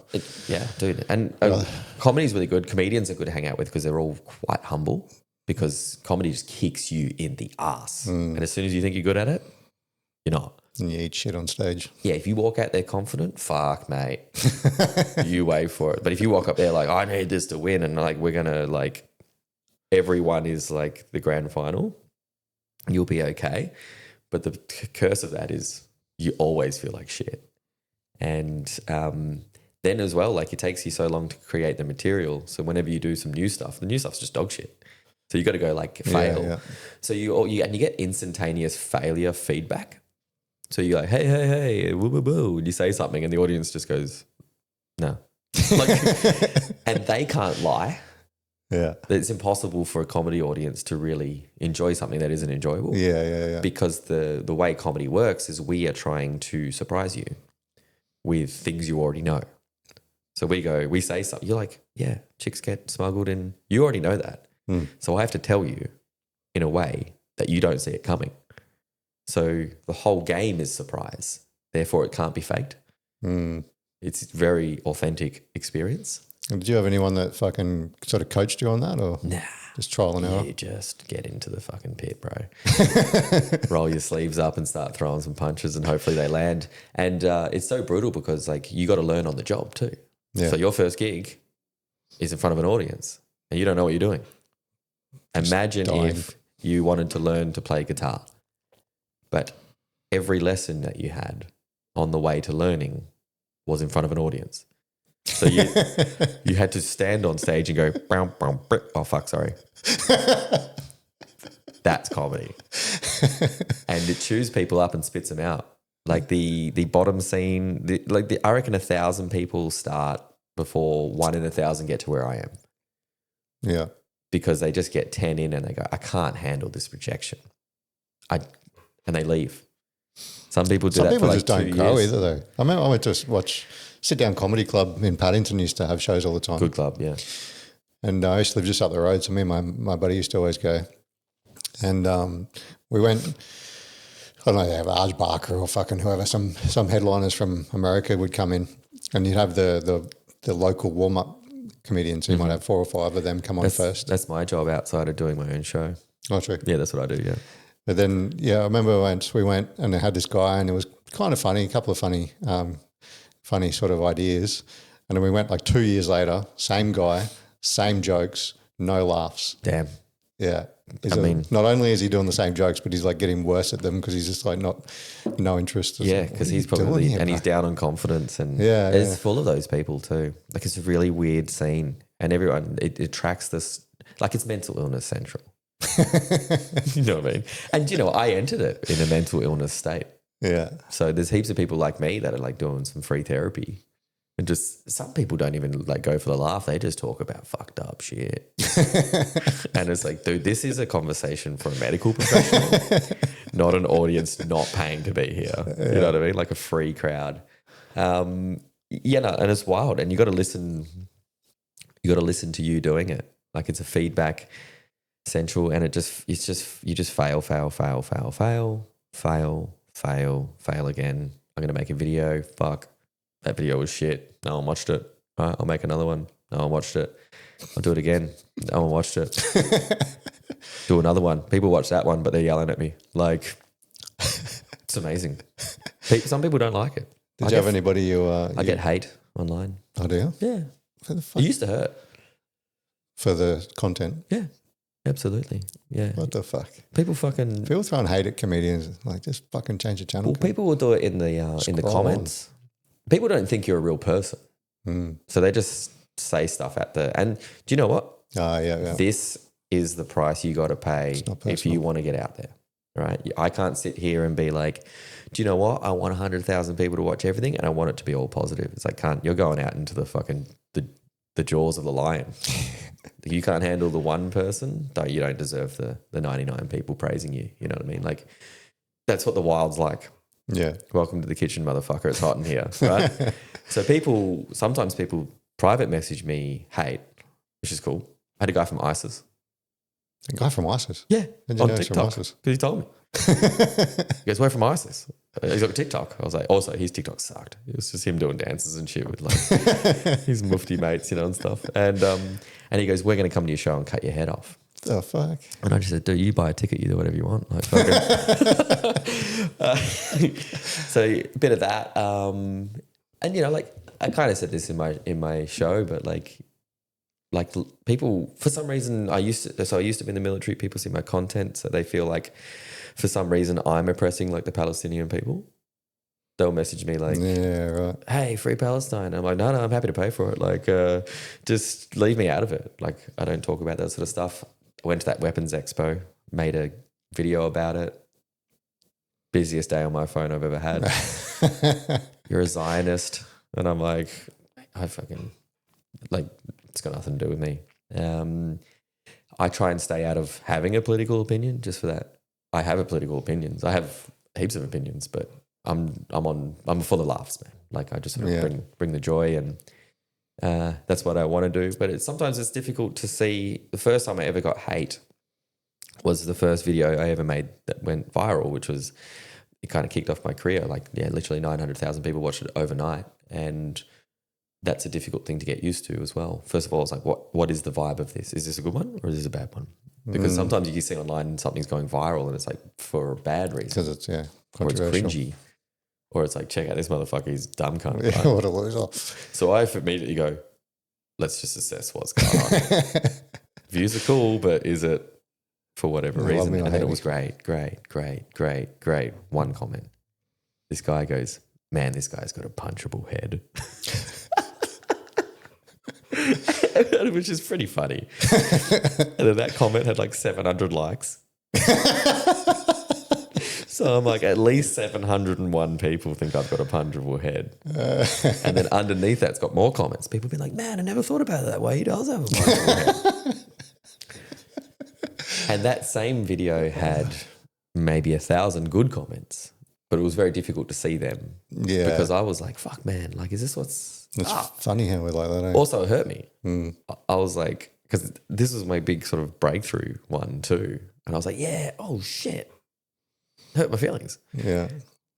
Been in a kitchen, been in the army, fucking basic training. I've been called I've been called worse, but for some reason, some random motherfucker on the internet hurt my feelings, right? And I remember thinking, we're going to have to get used to this, because if this goes the way that we want it to, this will be the regular. Yeah. And so I just thick-skinned it, and now it doesn't bother me whatsoever. Yeah. Had one guy, and then not everyone on the internet's nasty. Sometimes they just say nasty shit for fun. So I had this one guy, so I have this like eye condition where it means that my eyes are red quite often, and everyone just thinks I'm stoned. And I'm not. Great skill to have. And some guy in my video says to me, he comments, "Hey bro, where'd you get the pink eye?" And I was like, caught me in a weak moment, and I just was sitting on the dunny, and I was like, no, fuck, I'll actually reply. I never reply to trolls, but I go, your mum doesn't wipe her ass. That guy direct messages me and goes, bro, can't believe you replied to my comment. I fucking love ya. And it's like, he's just a troll. Yeah. He's in it for the sport. No malice. No, he couldn't give a shit. He was stoked. Came to my show. Met him. He's like, bro, I'm a fucking pink guy, dude. And I was like, yeah, man, like, nice guy. Look, he's just having a good time. And the internet's just a wild place. Yeah. This is what you're going to have to get used to if this goes the way you want it to. Yeah. Probably will hurt me too. You just have to, go do something else. Because let's say you will have a guest on, right? That guest will have an opinion. Someone will it'll get out of control. People will start arguing with each other. That's something that happens. The way I always think about it is like, this is good for the engagement. The more people who don't like this allows some more people to see it who may like it. Yeah. And thank you for this. Thank you, trolls. Thank you. Boost. Yeah. So I would try not engage with it. If you start going and then he said, she said, and then it just starts getting like, that never ends and that mindset never finishes. You see this, like, I don't know if you're in like those DVA groups on Facebook. Yeah. They're the best. I love them. Anonymous member. Like just, yeah. So like I served 3 days and now I've got like 17 accept. And people are like, fuck you. Like it's the best, right?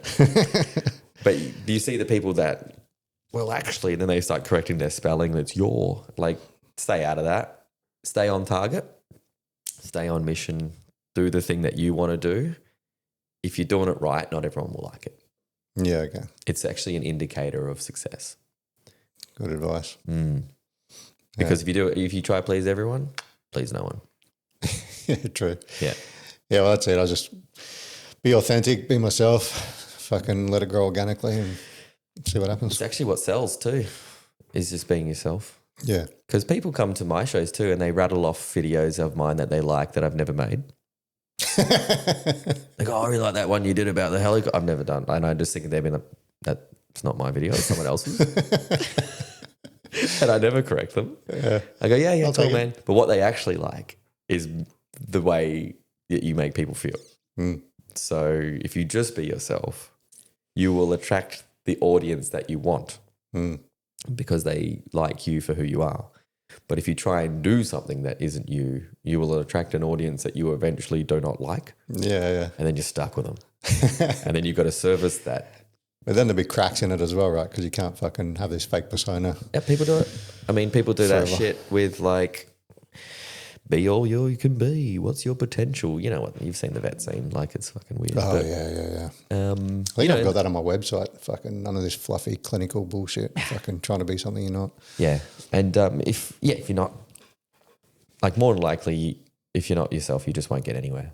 And then that's it. So I think Matty Morris from Zero Limits is very him. I don't know if you've listened to it much, but he's popping fucking.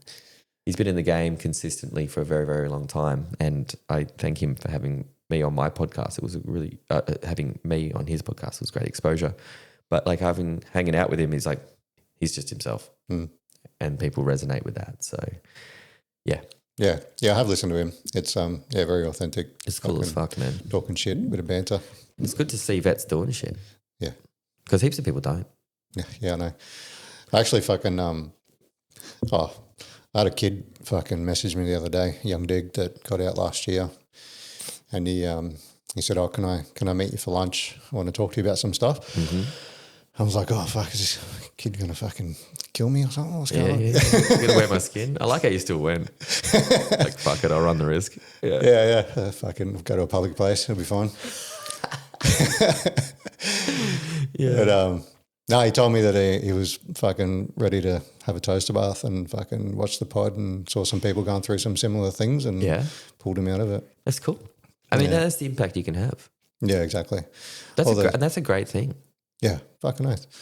Like you might have saved someone's life. Yeah. That's a pretty powerful thing to have on your resume. Yeah, I'll put it on I've done this, I've done 10 years there, I've fucking done drugs. Oh, and I've saved some guy's life. Like, you know what I mean? So enjoy that. No, fucking nice. That's enough to keep me going now. Well, it's impact, right?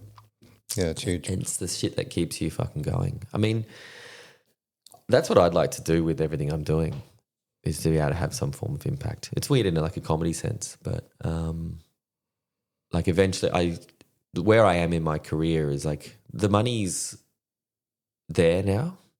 It's not enough to be good. Like, I can earn good cash, but I've got to travel Australia, and traveling Australia is quite expensive. So for every dollar I make, it's like 50-60% has to go back in, and you got to pay fucking tax. Like, I'm not at a point where you can make people pay to bring you to the spots. And no. I have to stay at people's houses and catch buses, and I fly a fucking Jetstar, and it's the most amazing life I've ever dreamed of. It's incredible because I used to be in the car. Yeah. And now I'm in a 3-star hotel. I'm like, what's the catch? But I'd like to be able to build something around it. I'd like to be able to help someone. I think I'd like to be able to have, if, touch wood, I ever was to get rich, I'd like to be able to give money to whoever needs it for whatever reason, in a meaningful way that isn't full of admin and all these other clogged up veteran resources that bill governments for shit or whatever. I'd just like to be able to have the opportunity for someone to be like, dude, I was going to fucking kill myself and now I don't have anywhere to live. And I'm like, well, here's some cash to get yourself straight for a month and pull your head in, or, someone needs a dog. You just get the dog. Like, I'd love that. That'd be so fucking cool. Yeah, nice. Create something like a legacy. Because I know I'm already getting the messages now of people who want to do comedy from the military. And the irony and the double-edged sword of what I'm doing is I'm going to create the person that takes my job. Didn't that happen to you with fucking some dude over on deployment?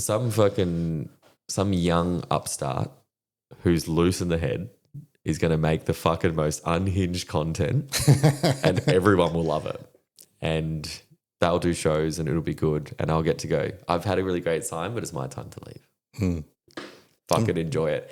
And then whoever the people who come after me, I'd like to be able to be like, guys, I've made this fucking philanthropic thing as well, and I'd like you to inherit it and look after it so it can live on forever. And let's just look after the community because we need each other and we fucking talk shit about one another constantly. Yeah. It's built into us when we're in service. It's like a esprit de corps fucking camaraderie tool that the military's done for generations. And it's very effective at making people be like, we want to be better than that unit. And then people get out into the civilian world as veterans and they still do it. Fuck one area. It's like, dude, been out for 15 years. You all do the same job. You know, like fucking engineers are shit. What? You've never met one. You've just seen them marching past and be like, fucking gay, you know. And people do, I've seen charities do it with each other. Like, fuck those guys, they're trying to do this. And it's like, can we just like get along and maybe pool our knowledge and figure that sort of shit out? So one day I'll create people who are better than me. I love that. And I can't wait for them to take what I've done and keep going. Nice. Yeah. What about your time in the army? What's It's a long time ago now, man. I've been out for how old were you when you got in? 18. Straight first job? I worked at Macca's, man. Oh, nice. My best time. That was my best job. I had 2 good jobs before I got in. I worked at McDonald's from like 14 and 9 months till I joined the army, and went through school and everything, and it was so good. It was like the first time we met chicks from other schools. Oh, you're all boys. Well, our McDonald's was like located between 3 different sort of like high schools. So all the people that worked there were just from other schools. Oh, yeah. We were like, oh, this is grouse. I had my first girlfriend there. Like, it was great. We both had braces. It was amazing. Like, went on a movie marathon. Had a girlfriend, you know, like it was sick. Yeah. And just loved it. And my other job was I had this dodgy uncle who's probably a pedophile now that I think about it. But I don't know if he's practicing, but he definitely had thoughts because he used to run this jet ski hire company. So my job was during summer, he'd give me like $20 an hour, which is heaps when you're at that age, right? Fucking nice. I was loaded, and I had to go there early, get dropped off, put zinc on my nose, get on a jet ski, put some buoys out to create like an area where people could jet ski, fill up all the jet skis with petrol. And then my whole job all day was to stand there with binoculars and make sure no one fell off. And I just had like a board with timers on it. And then when the timer was up, I'd just be like, in a radio, I'd be like, time's up. It was the best. This guy I worked with was like a full pedo. Like, and I didn't realize till later in life because he'd see like young chicks and stuff and he'd be like, oh, mate, if I was your age. And I'm like, yeah, but you're not, cunt. Look at chicks your own age. Like, why? What would you do if you were my age? Like, what? Like, fucking. I'd hold their hand. Yeah, he's like, was full, like, oh, mate, I'd fucking. And he used to tell me, see, this is. He'd see like a young chick with breasts, like if she's voluptuous, and he'd be like, "Boy, give her like she's clearly like a large life jacket." It was my job to fit them with life jackets. He's like, put a medium on her. Like, and I was like 16, like, you're a creep. He's this kind of, he lived this wild life. He just smoked fucking weed. And his job when he was younger was he used to jet ski, like, he used to tow surfers into waves, like Hawaii and stuff. So he'd lived this life. But big waves. 100% needs an ankle bracelet. Yeah. I haven't seen him since. I'm not sure what he's up to. Probably on the dark web. Yeah. He's smuggling chicks in the boot. Not onto an army base. Yeah. Into a fucking cabin in the forest. And then straight in, man. And I just didn't. As a grunt? Didn't join. You wanted to be a grunt? I didn't get many options. Talked into it. I wanted to do the army, and just happened to be that they were hiring grunts like no tomorrow. I mean, this is, I think when I went to my recruitment, it was 2005, it was 2006 by the time I got there. And it was fucking go time for the army. You know what I mean? Like, it was deployment central. And I wanted to do the army, and I told them that. And they went, fuck, we've got one here. I was like, I wouldn't mind having some qualifications when I left out, and I would be able to transfer over, do something meaningful with my life. I was like, can I blow some shit up? And they were like, have we got the job for you? Yeah, I didn't put up too much of a fight. They sold it to me well.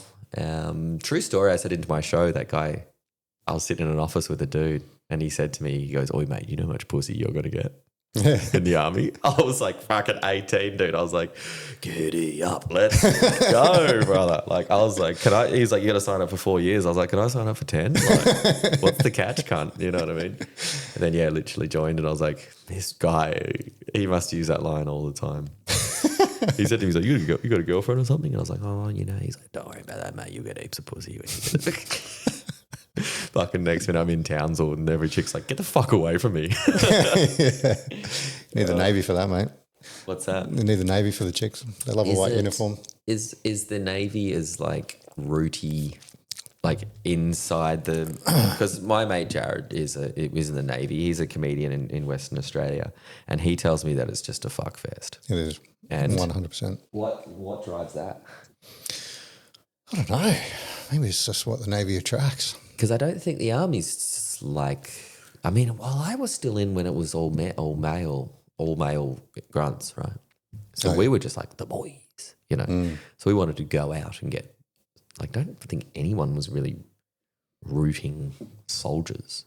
Maybe that was more of a sort of like a like support corps thing that they intermingled. But the Navy just seems to be it's on. It's a fuck fest. They're called RANs. So it used to be WRAN, Women of the Royal Australian Navy. It used to be like a regular term for chicks back in the days when they were nurses and stuff, but it became a derogatory term for chicks that like to fuck. You get called a RAN. Yeah. But yeah, the fucking, not to say they're all bad. There's plenty of fucking girls that but like guys like to fuck too. Good girls, yeah. But from the ladies get the bad name. Like they're like, oh, she likes to fuck. It's like, yeah, dudes like to fuck too, bro. Yeah, but we're just studs. They had from day one, from the day you walk in there, fucking guys would be fucking sneaking downstairs to the female lines and banging on the fucking in the spare rooms. Like sick. all the mattresses were piled up in the fucking spare rooms down the end, and they go down there and fucking get it on, and then everyone, like the rumour would buzz through and everyone would find out about it. You go out on leave. Remember, chicks were getting fucking, goal posted fucking out the front of the base in the trees and stuff on a night out on the piss. Jesus. Mate, it was should have joined the Navy. On for young and old. Could have been goal And then you posted. get out on a ship. Like, I never went, but you hear about fucking, you're out there for long enough, and if there's 3 chicks and fucking 40 dudes, and it's going to happen. They go through a few. Yeah. Fuck yeah. I just went to, get a load of this, I went to Forces Entertainment, right?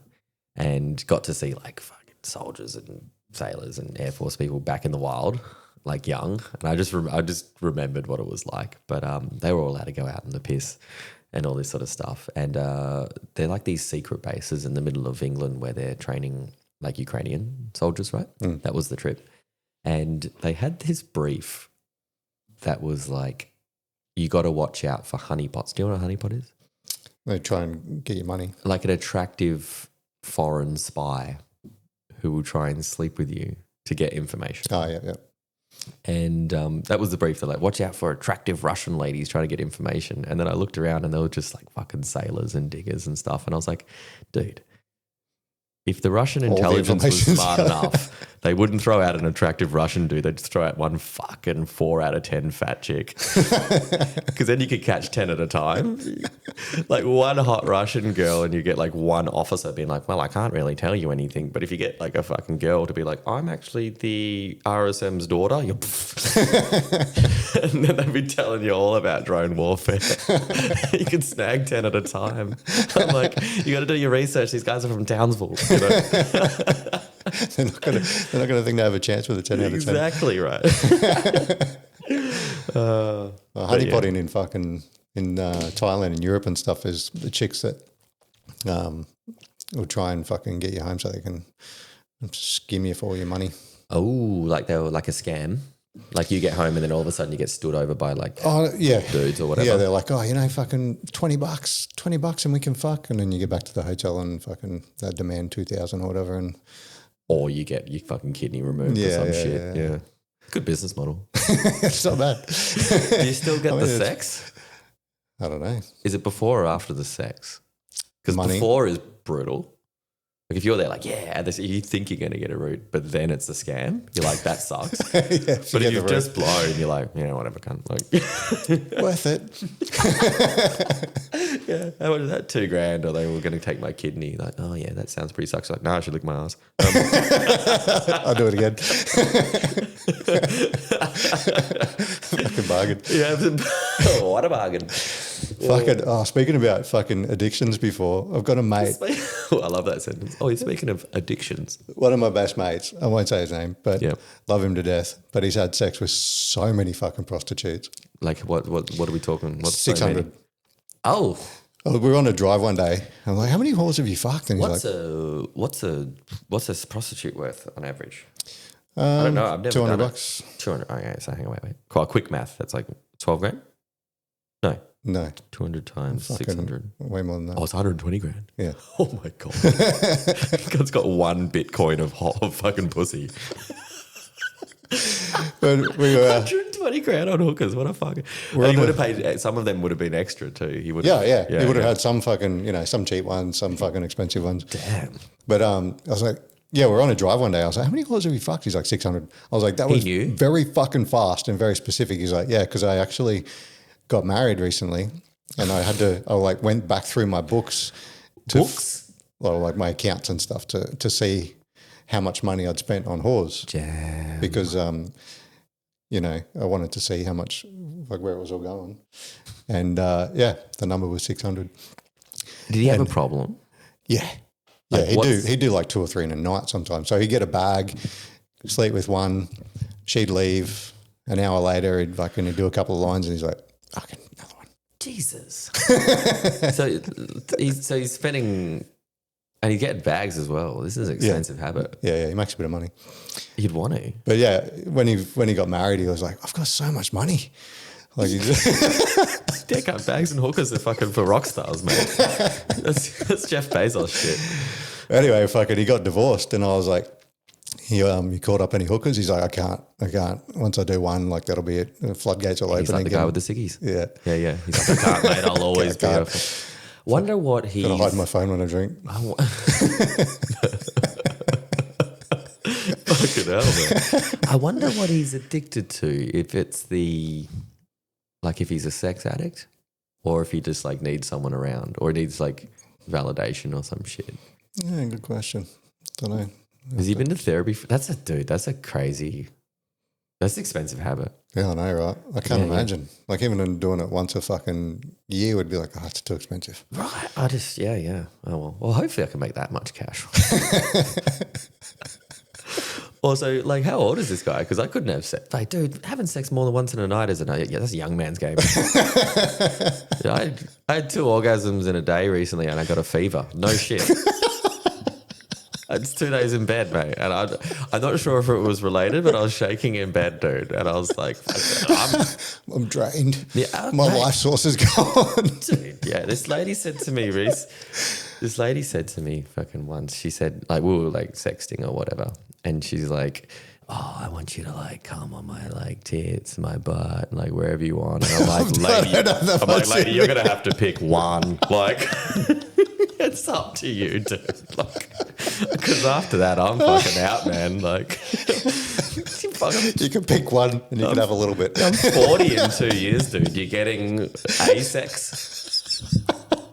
And then I would really like to put my PJs on, because of my back. Back in the day, I'd be talking because I've done my rooting, I was wasted in life. I had my best stamina with my worst moves. And now I've just got my best moves with my worst stamina. And, I've done my... sore abs after a fucking bit of I've missionary. done my all-nighters. There's been 2 at once. Like, we've been around, you know what I mean? I had a threesome. This isn't going on the clips, but this is purely for the people that get 2 hours in. So she said. There we get the real shit. I had a threesome with these 2 girls and they just were like, we'll take it from here. Because I was like, there's too much to do. There's too many holes. I don't know what's going on. I've only got one. I can only feel one of them at a time. I'm like 20. I'm like, I don't know, man. Like, and luckily they were like more lesbian than into me, and they were just took it over it. And I was like, thank fuck for that. I'm gonna fucking watch the telly. Watch the telly. I've had my cum. Go to work, ladies. Yeah, you got to do what you need to do. Fuck, this derailed, didn't it? Because we started funny. We're like, how could smuggling women? Then we're like, hey, by the way, we're both flawed people with like addiction problems in our past. And like, this is what you can do to turn your life around and be like, oi, I only come once. Wild. Oh, shit. The best. Okay, now. Ups and downs. What do you want out of this podcast? What happens? What does it look like if it all goes well? I mean, to me, it's like I fucking like it. I enjoy it. Mm-hmm. I get a 3-hour therapy session every week with fucking someone I bro down with. Yeah. Bro down. Never heard that term before. Oh, yeah. Broing down. It's good. Down, yeah.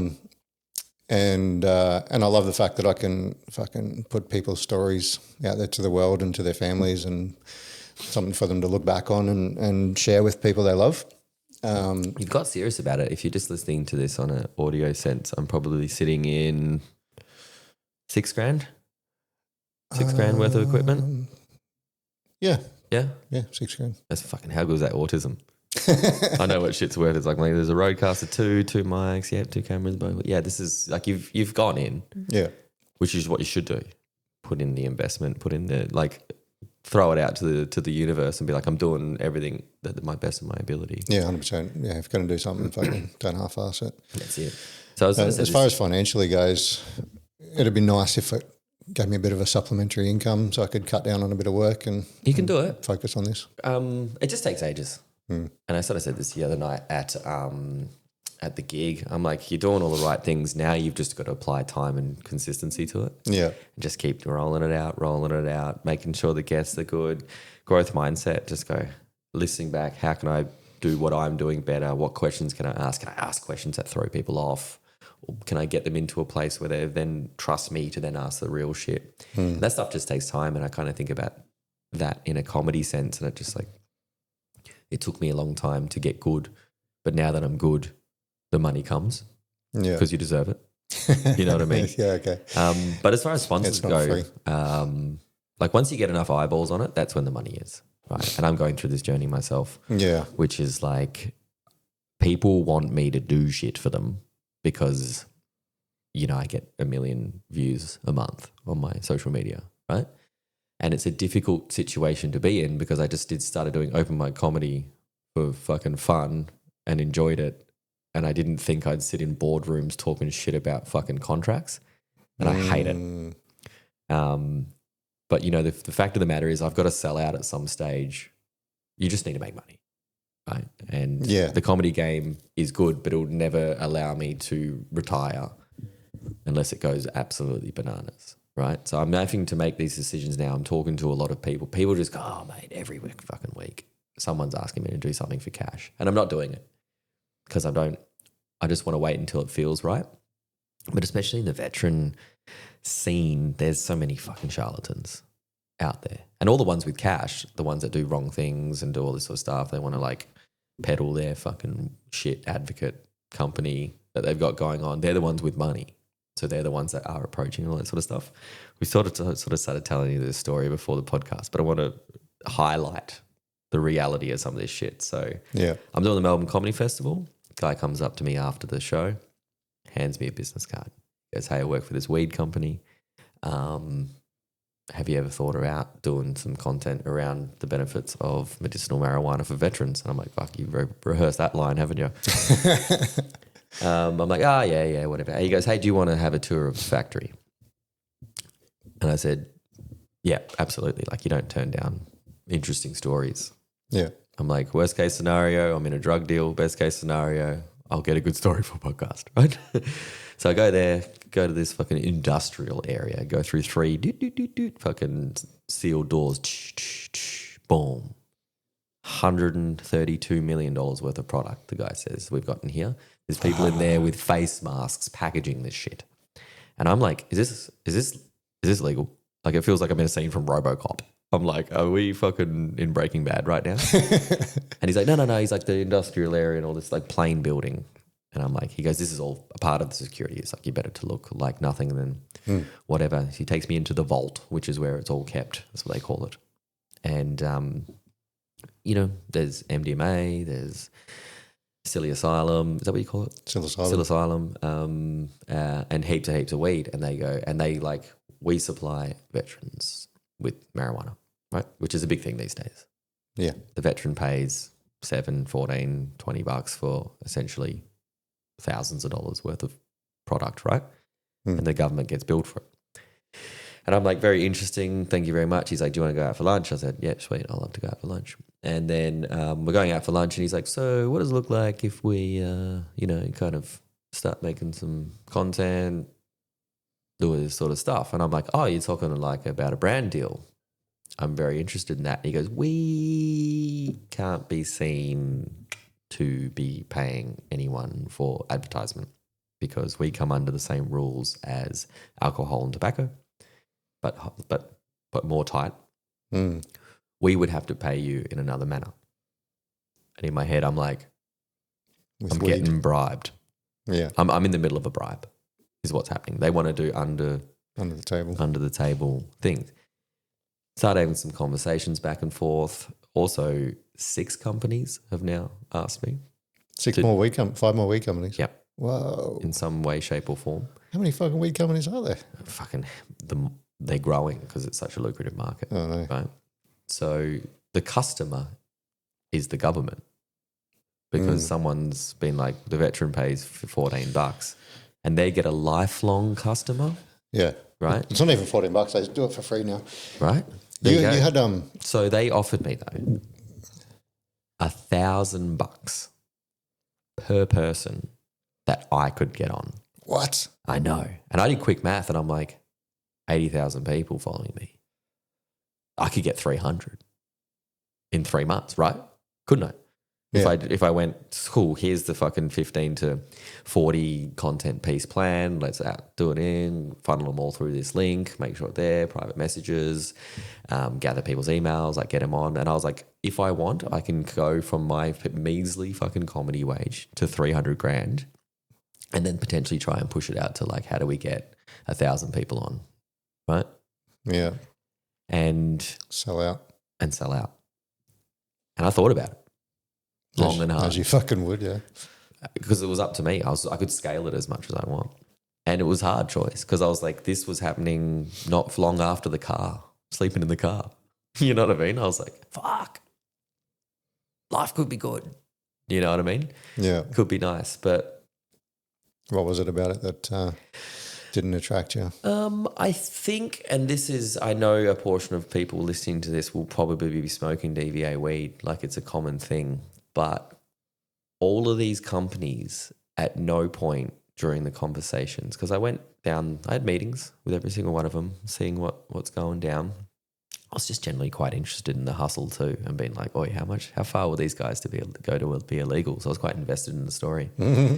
Not one of them mentioned the benefits of the veteran. Oh, really? Couldn't give a fuck. It was all about the money from the government. They were all about the money. It was all about how much money I can make, how much money they make. How easy it is. It's streamlined. And they think about the business model. The business model is you get on, all right, I understand for a portion of people you have back pain and it's amazing. They don't care about that.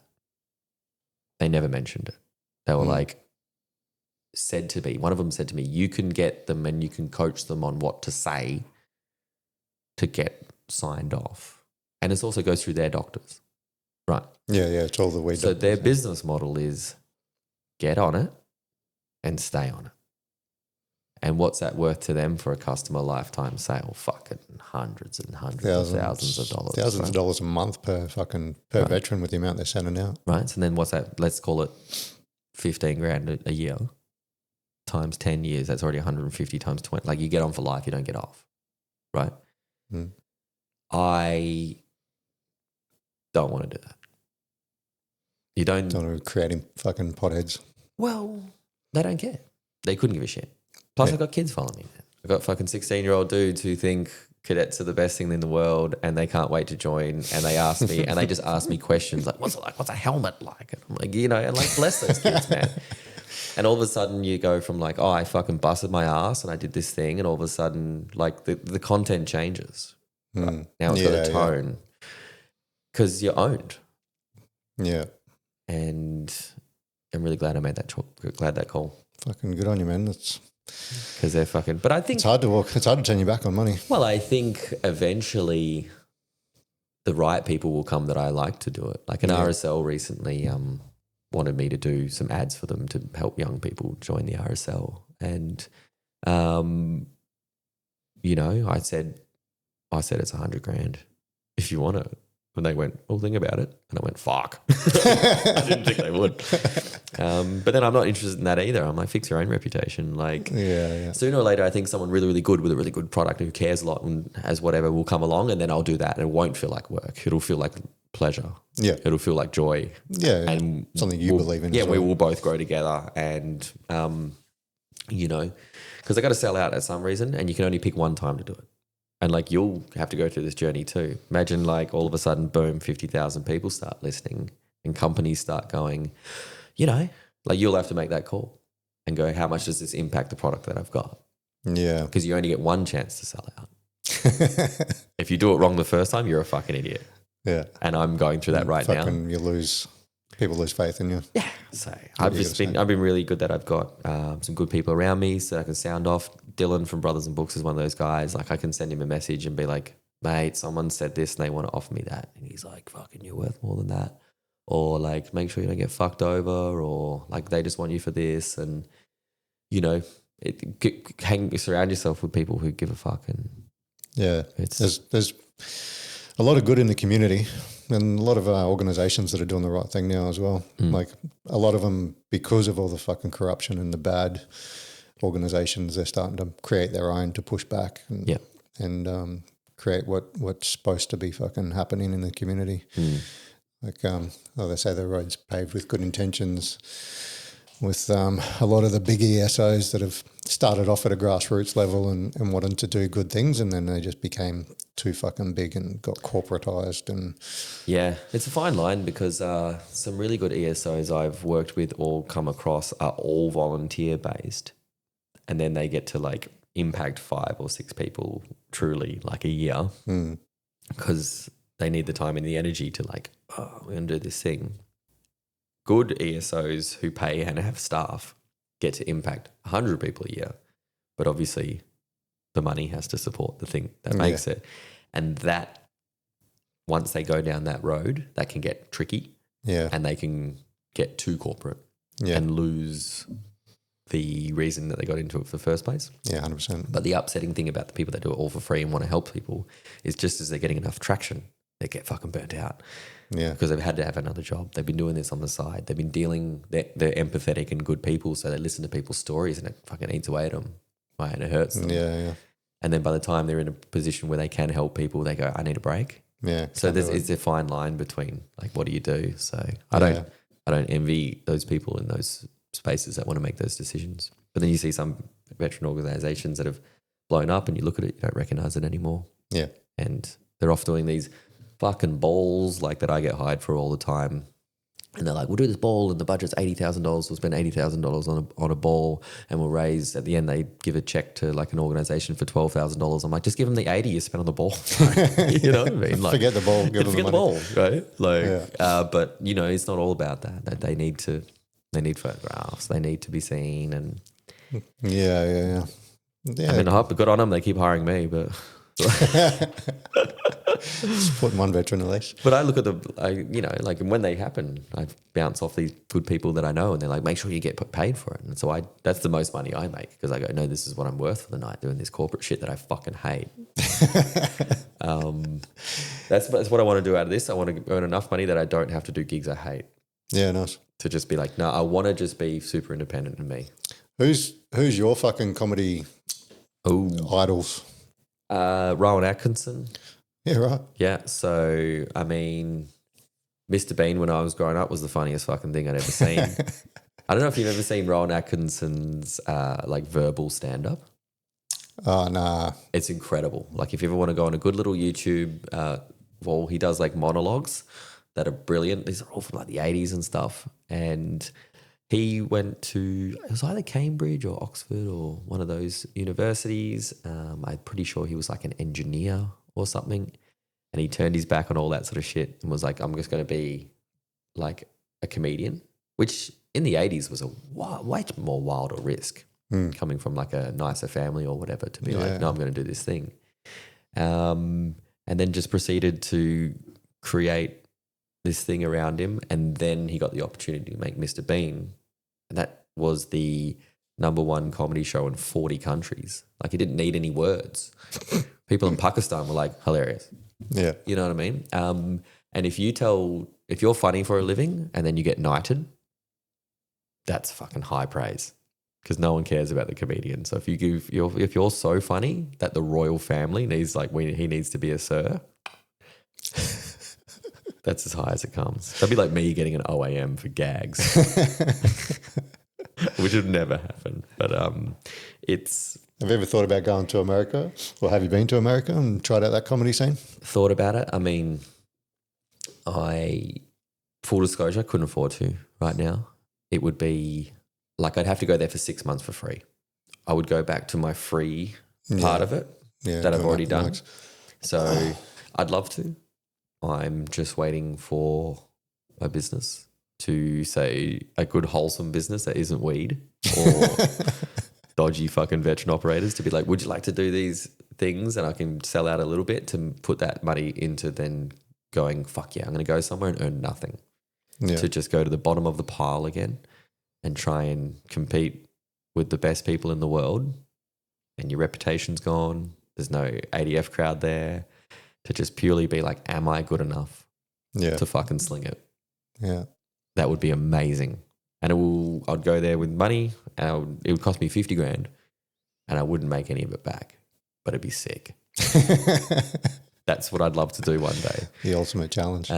But yeah, right now I think America feels a bit funny right now with like foreigners, and I wouldn't want to go there and get stopped at the border and be like at the airport and be like, what are you coming here for? Oh, get the fuck out of here. Like it's just America feels odd. It is I mean, I'm not pretty wild time here or there with like left and right politics. I'm pretty in the middle. I don't love or hate anyone, but it just seems unstable.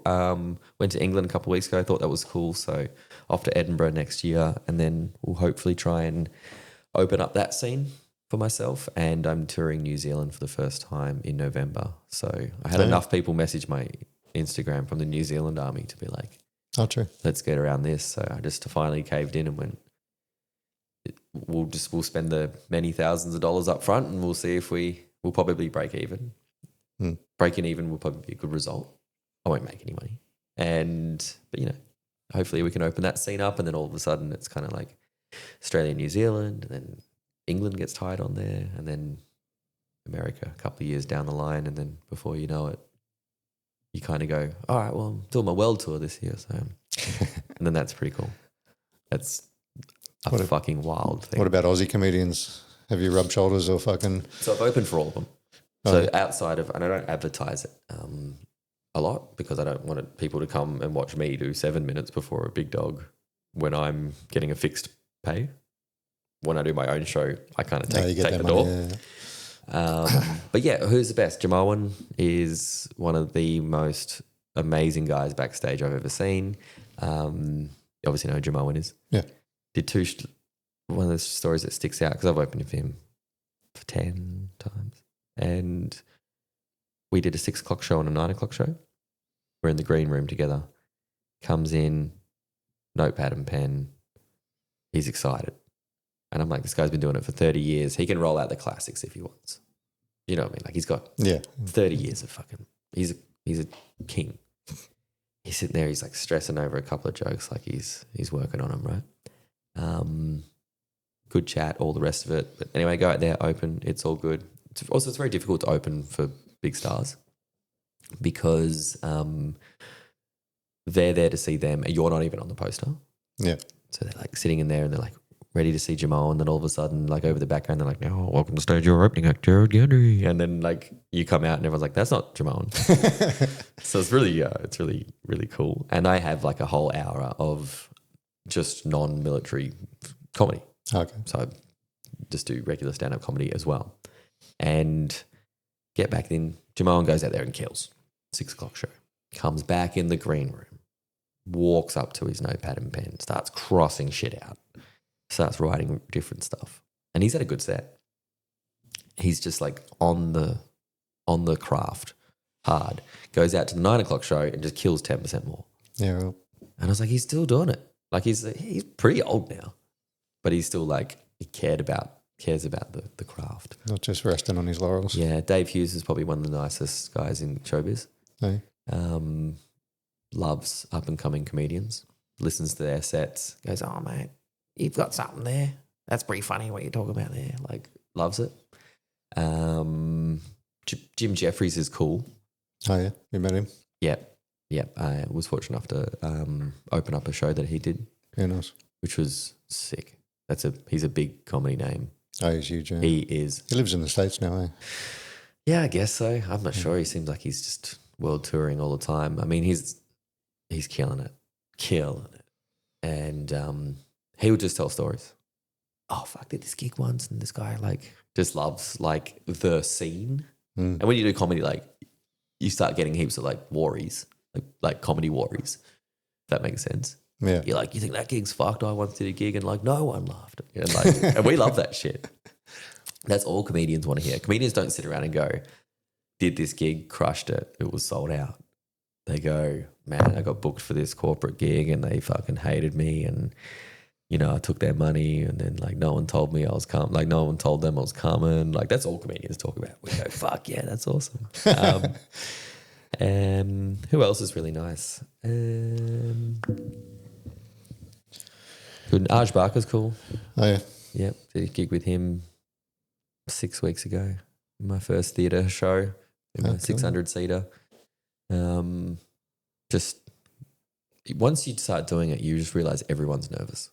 Yeah. It's funny that when you hold these people up on this big pedestal and then you meet them and you realise that they're just human. Yeah. We're all just human. I saw Pete Hallier recently did a gig with him and he was just like backstage going through shit. He was just like, fuck. And I was like, yes. I looked at it and I was like, fuck yeah, I love this life because it doesn't get any easier. It's like the ice bath, man. Comedy sucks every time. Yeah. Until you get out there and then you're like, oh, it's like feeling good. We're doing all right here. The 10 minutes before you get on is terrifying because you're the only person in a room facing a different direction. Yeah. And everyone's just I can't imagine. Everyone's just like, what do you got? It's better be good. And like... I used to do seminars for fucking soldiers on pain and different sort of exercise physiology stuff. You used to shit yourself? Yeah. I have just like 50 or 60 dudes just fucking sitting there staring at me and fucking before you start talking, you're just like, they hate me. They fucking, they don't want to listen to me. Yeah. I was telling you before the podcast, Mark Donaldson, Victoria Cross winner, was at my Canberra show, right? Didn't mention that he was coming, him and his wife, allegedly, they're big fans. So he comes in and I was like, mate, shook his hand and he goes, you've been following along for a while. And I was like, yeah, dude, I've been fucking following you too, mate. And then he says after the show, having a beer, nicest guy in the world, but he just goes like, mate, takes a bit of guts getting up there. I was like, give me your medal then, cunt. Like, you know what I mean? And it's up in the top 3 phobias.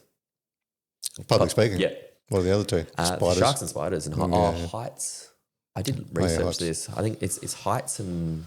Heights, spiders and fucking... Heights, spiders and sharks. Speaking. Yeah, is probably up there. So it's interesting to be able to do something, even if it is fucking uncomfortable, that like a small portion of society could do.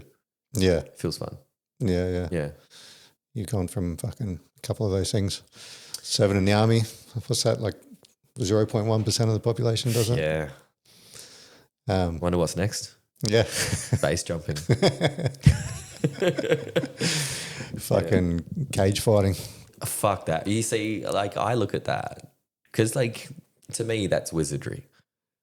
Like some people look at what I do as like it's just magic. Like I don't understand any of it. I look at that's my thing where I just go like fuck that. Like I've seen the discipline. I've seen the weight cut. I've seen I've got to eat these fucking egg whites and broccoli. Like, fuck that, man. It's so shit. I've got mates going through bodybuilding at the moment. Oh, yeah. That sucks. What the fuck is this? all-encompassing life discipline thing, weighing blueberries. I appreciate the discipline because I don't have that discipline. Yeah. That's like a 24-hour, month-long, I'm cutting, I'm mini cutting, I'm building, I'm fucking, your shits must be like either solid or runny or not at all. Like, fuck that. Fuck it all. And then like you do that, like you used to do that, get in shape for something. Weight cut, yeah. And then fight another human being. I was in the sauna with Liam Badger the other day and he was like, just like restless and uncomfortable. And I fucking hate the sauna. And like, oh, you get used to it. He's like, he's got fucking PTSD from all the weight cuts. Because it turns him straight back into that environment. Right? Yeah. Dude, I do that with cooking. I can't cook anymore. Oh, yeah? No, it feels me stress. Because I'll be in a regular... Yeah, heart rate's fucking I'll be 120. in like a regular... fucking wait for something to throw at you. Dude, like, I'll be like, like the docket machine will fucking start. And like, I'll be like fucking tea towel over the fucking thing. Like I still got it, like kind of. There's a muscle memory in there, but it's just anxious, man. It's anxiety central. Like it's just ruined the whole fucking thing for me. And I used to love it. Before I did it as a job, I loved it. Then I did it as a job, got too far into it. Now I'm out. Mate, the joy's gone. Sucked it out of the whole thing. So that's careful sometimes too. You got to like, sometimes you can't monetize your passions because you might just fucking ruin it. It's like fucking soldiers in camping. I'm never going fucking bush again. Exactly. Because then you start gobbing off. You're like, you think this is camping? It's like, dude, you're an old man. Like, who cares? Last time you did field was fucking 20 years ago. Like, fucking drop the act, cunt. Like, if we actually put you into a section, you'd be the biggest bag of shit. I'm not stupid enough to think that I could still be a soldier. Because some guys are like, put me back in, mate. Fucking Taiwan, fucking Palestine, I'll be there. It's like, no, you won't. Kicking off. No, you won't. When I was doing this Forces Entertainment, the fellas let me shoot like a gun on the range, a Galil, like a AK variant, but like an Israeli version. And dude, it was the most intense thing because about 30 guys gathered behind me and went, whoa, he's gonna fucking miss. And I've never been so fucking focused, like, and it was like, kicked in, mate. Tight group, still had it. Nice. But fucking couldn't back punch, that's for sure. Oh, yeah, no, that's a problem, eh? Throw a pack on, you'd be fucked. Yeah. We all would. Yep, totally. What have you got coming up? I just got to figure out what's next, I guess. The last year has been pretty insane. Like whatever I started doing has really blown up. It's in my face. There's too much work going on. Just using this Brisbane as an example, I did one show last year and it took me 5 weeks to sell on the constant. Come on, we got a show coming up. Love to see you there, all that sort of stuff. This year, first show, 3 hours, one Instagram story. I'm coming to Brisbane, gone. I was like, oh, fuck, I'll put another one on, gone. Put another 4 shows.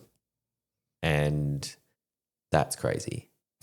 That's fucking mental. And to be in my position, that's really like unsettling. It actually gave me anxiety. I'm like, fuck, it's Expectations. working. You know, when I used to do gigs in 8 people, I'll be like, I can fucking disappoint 8 people. Yeah. Yeah, this week and last week, I think I did 650 people. And I'm like, damn, this is getting real. So I need to just kind of figure out what's next. I'd really like to take what I've done with my content. I mean, like I've done it all just with this thing. Yeah, nice. Just like there's no production. Where do you get the ideas for the tri-service stuff? You got people feeding you information? Nah, sometimes people will send me the worst ideas in the world. The worst ideas in the world. Like that's something that people like to do. I get a lot of DMs, probably 200 a day. Oh, shit. And a lot of them are reels and I don't have time to watch them. You reply to all of them? I'd like to, but if I did, I wouldn't make any content and then I'd become irrelevant. So if people send me reels in, they want me to see something funny. I don't have time to film. Yeah, so I can't do that. But I'll reply to most people. And I like to support people as well. Like when I saw what you were doing, I didn't know you from a bar of soap. Yeah. I saw that you were doing something that was interesting, and I was like, I'm going to make sure I follow that. I'm going to make sure I reach out. Yeah, like, you messaged me. That was awesome. Yeah, well, that's what I like in life. That's not a front. It's just my interests. And, you know, some people are not doing things I find interesting, and I don't talk to them that much. And some people, but then the main thing is people want a couple of things. I've got one for you. That's what they say. Oh, yeah. I've got one for you. Insert the shittest thing you've ever heard. I get these funny messages where people go, so I don't know if you do this, but like I've written a joke and you can have it if you want, or insert the shittest joke you've ever heard. Just send me 20% of your... And it's fucked. Or it's just nonsensical. Yeah. I quite like that. That just makes me laugh. I just go like... A lot of people with mental health issues. So something that I get is people go, mate, I've been really struggling, been watching your stuff. Oh, yeah. It's awesome. That's good. I love that. You got to be careful with that. Some people get a bit clingy. Yeah, crux. I had one guy, might have told this story somewhere before, but I had one guy, and the first time it happened, I was like, oh shit, I'm making an impact. How lovely is this? This guy's like, mate, I'm fucking struggling or whatever. I really like your stuff. And I was like, great. So I talked to him, how you doing with it all anyway? Blah, blah, blah. Then started like talking every day, and I was like, oh, you need a therapist, you don't need a comedian. Yeah. But then I went to bed one night, and you know, phone on. I don't have notifications on my phone anyway for fucking social media, but which is something you got to do if you are in a content creator. You got to turn it off, and you got to check it at times of the day. Right. You can't be. It's constant. You get nothing done. But wake up in the morning, had my coffee, you should go for a walk, and then I hit the phone. And this guy had sent 28 messages. And I was like, shit.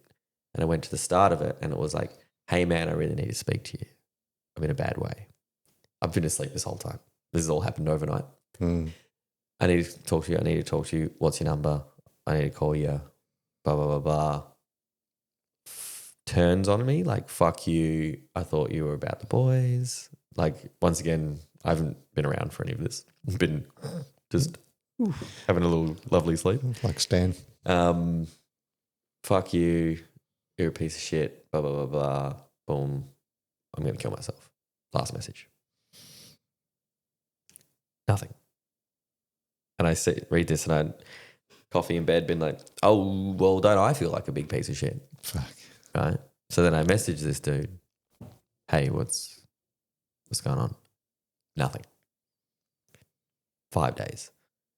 And I'm like, cool, love that. Guy's just fucking killed himself. Tried to call me. Didn't get it. Heaps of guilt from like a couple of my friends that have done that.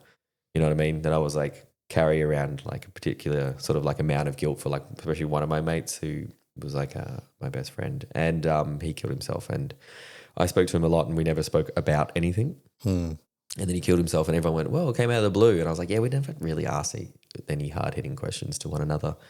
So this thing was really quite triggering. I was like, maybe this was the opportunity that I should have had, you know, like just whatever, in a monologue shit. Anyway, 5 days later, this guy's like, oh, hey, bro.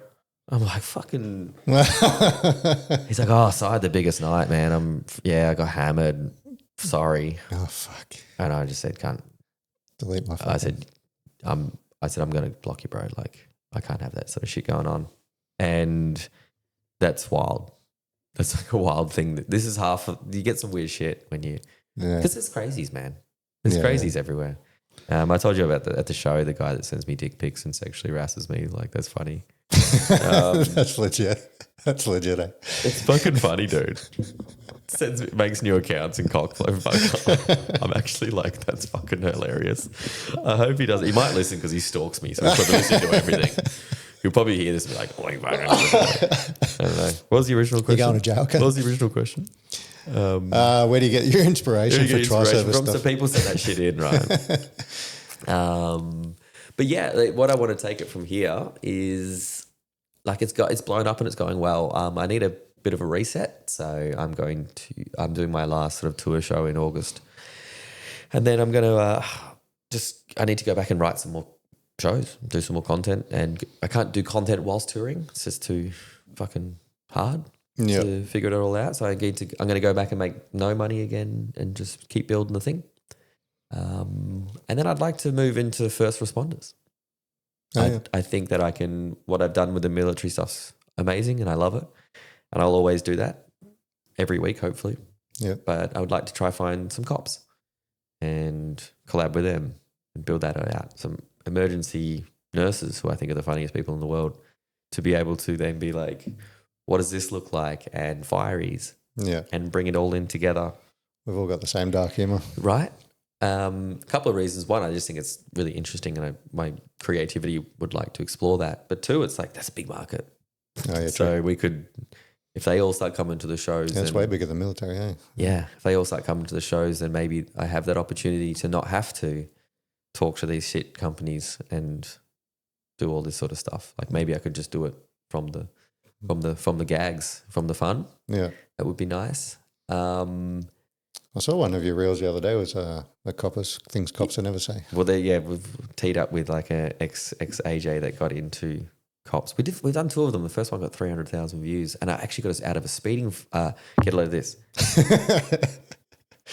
I got pulled over by the cops in Melbourne because I was driving my car, and I had my phone in the thing, and I was driving, and I was just fucking hooking on TikTok, like it's just watching, right? Next minute, blue and red fucking lights, and I'm like, I know exactly what's going on. Like they've just stung me for literally doing this. Pull over, they go, "G'day, mate." Two of them.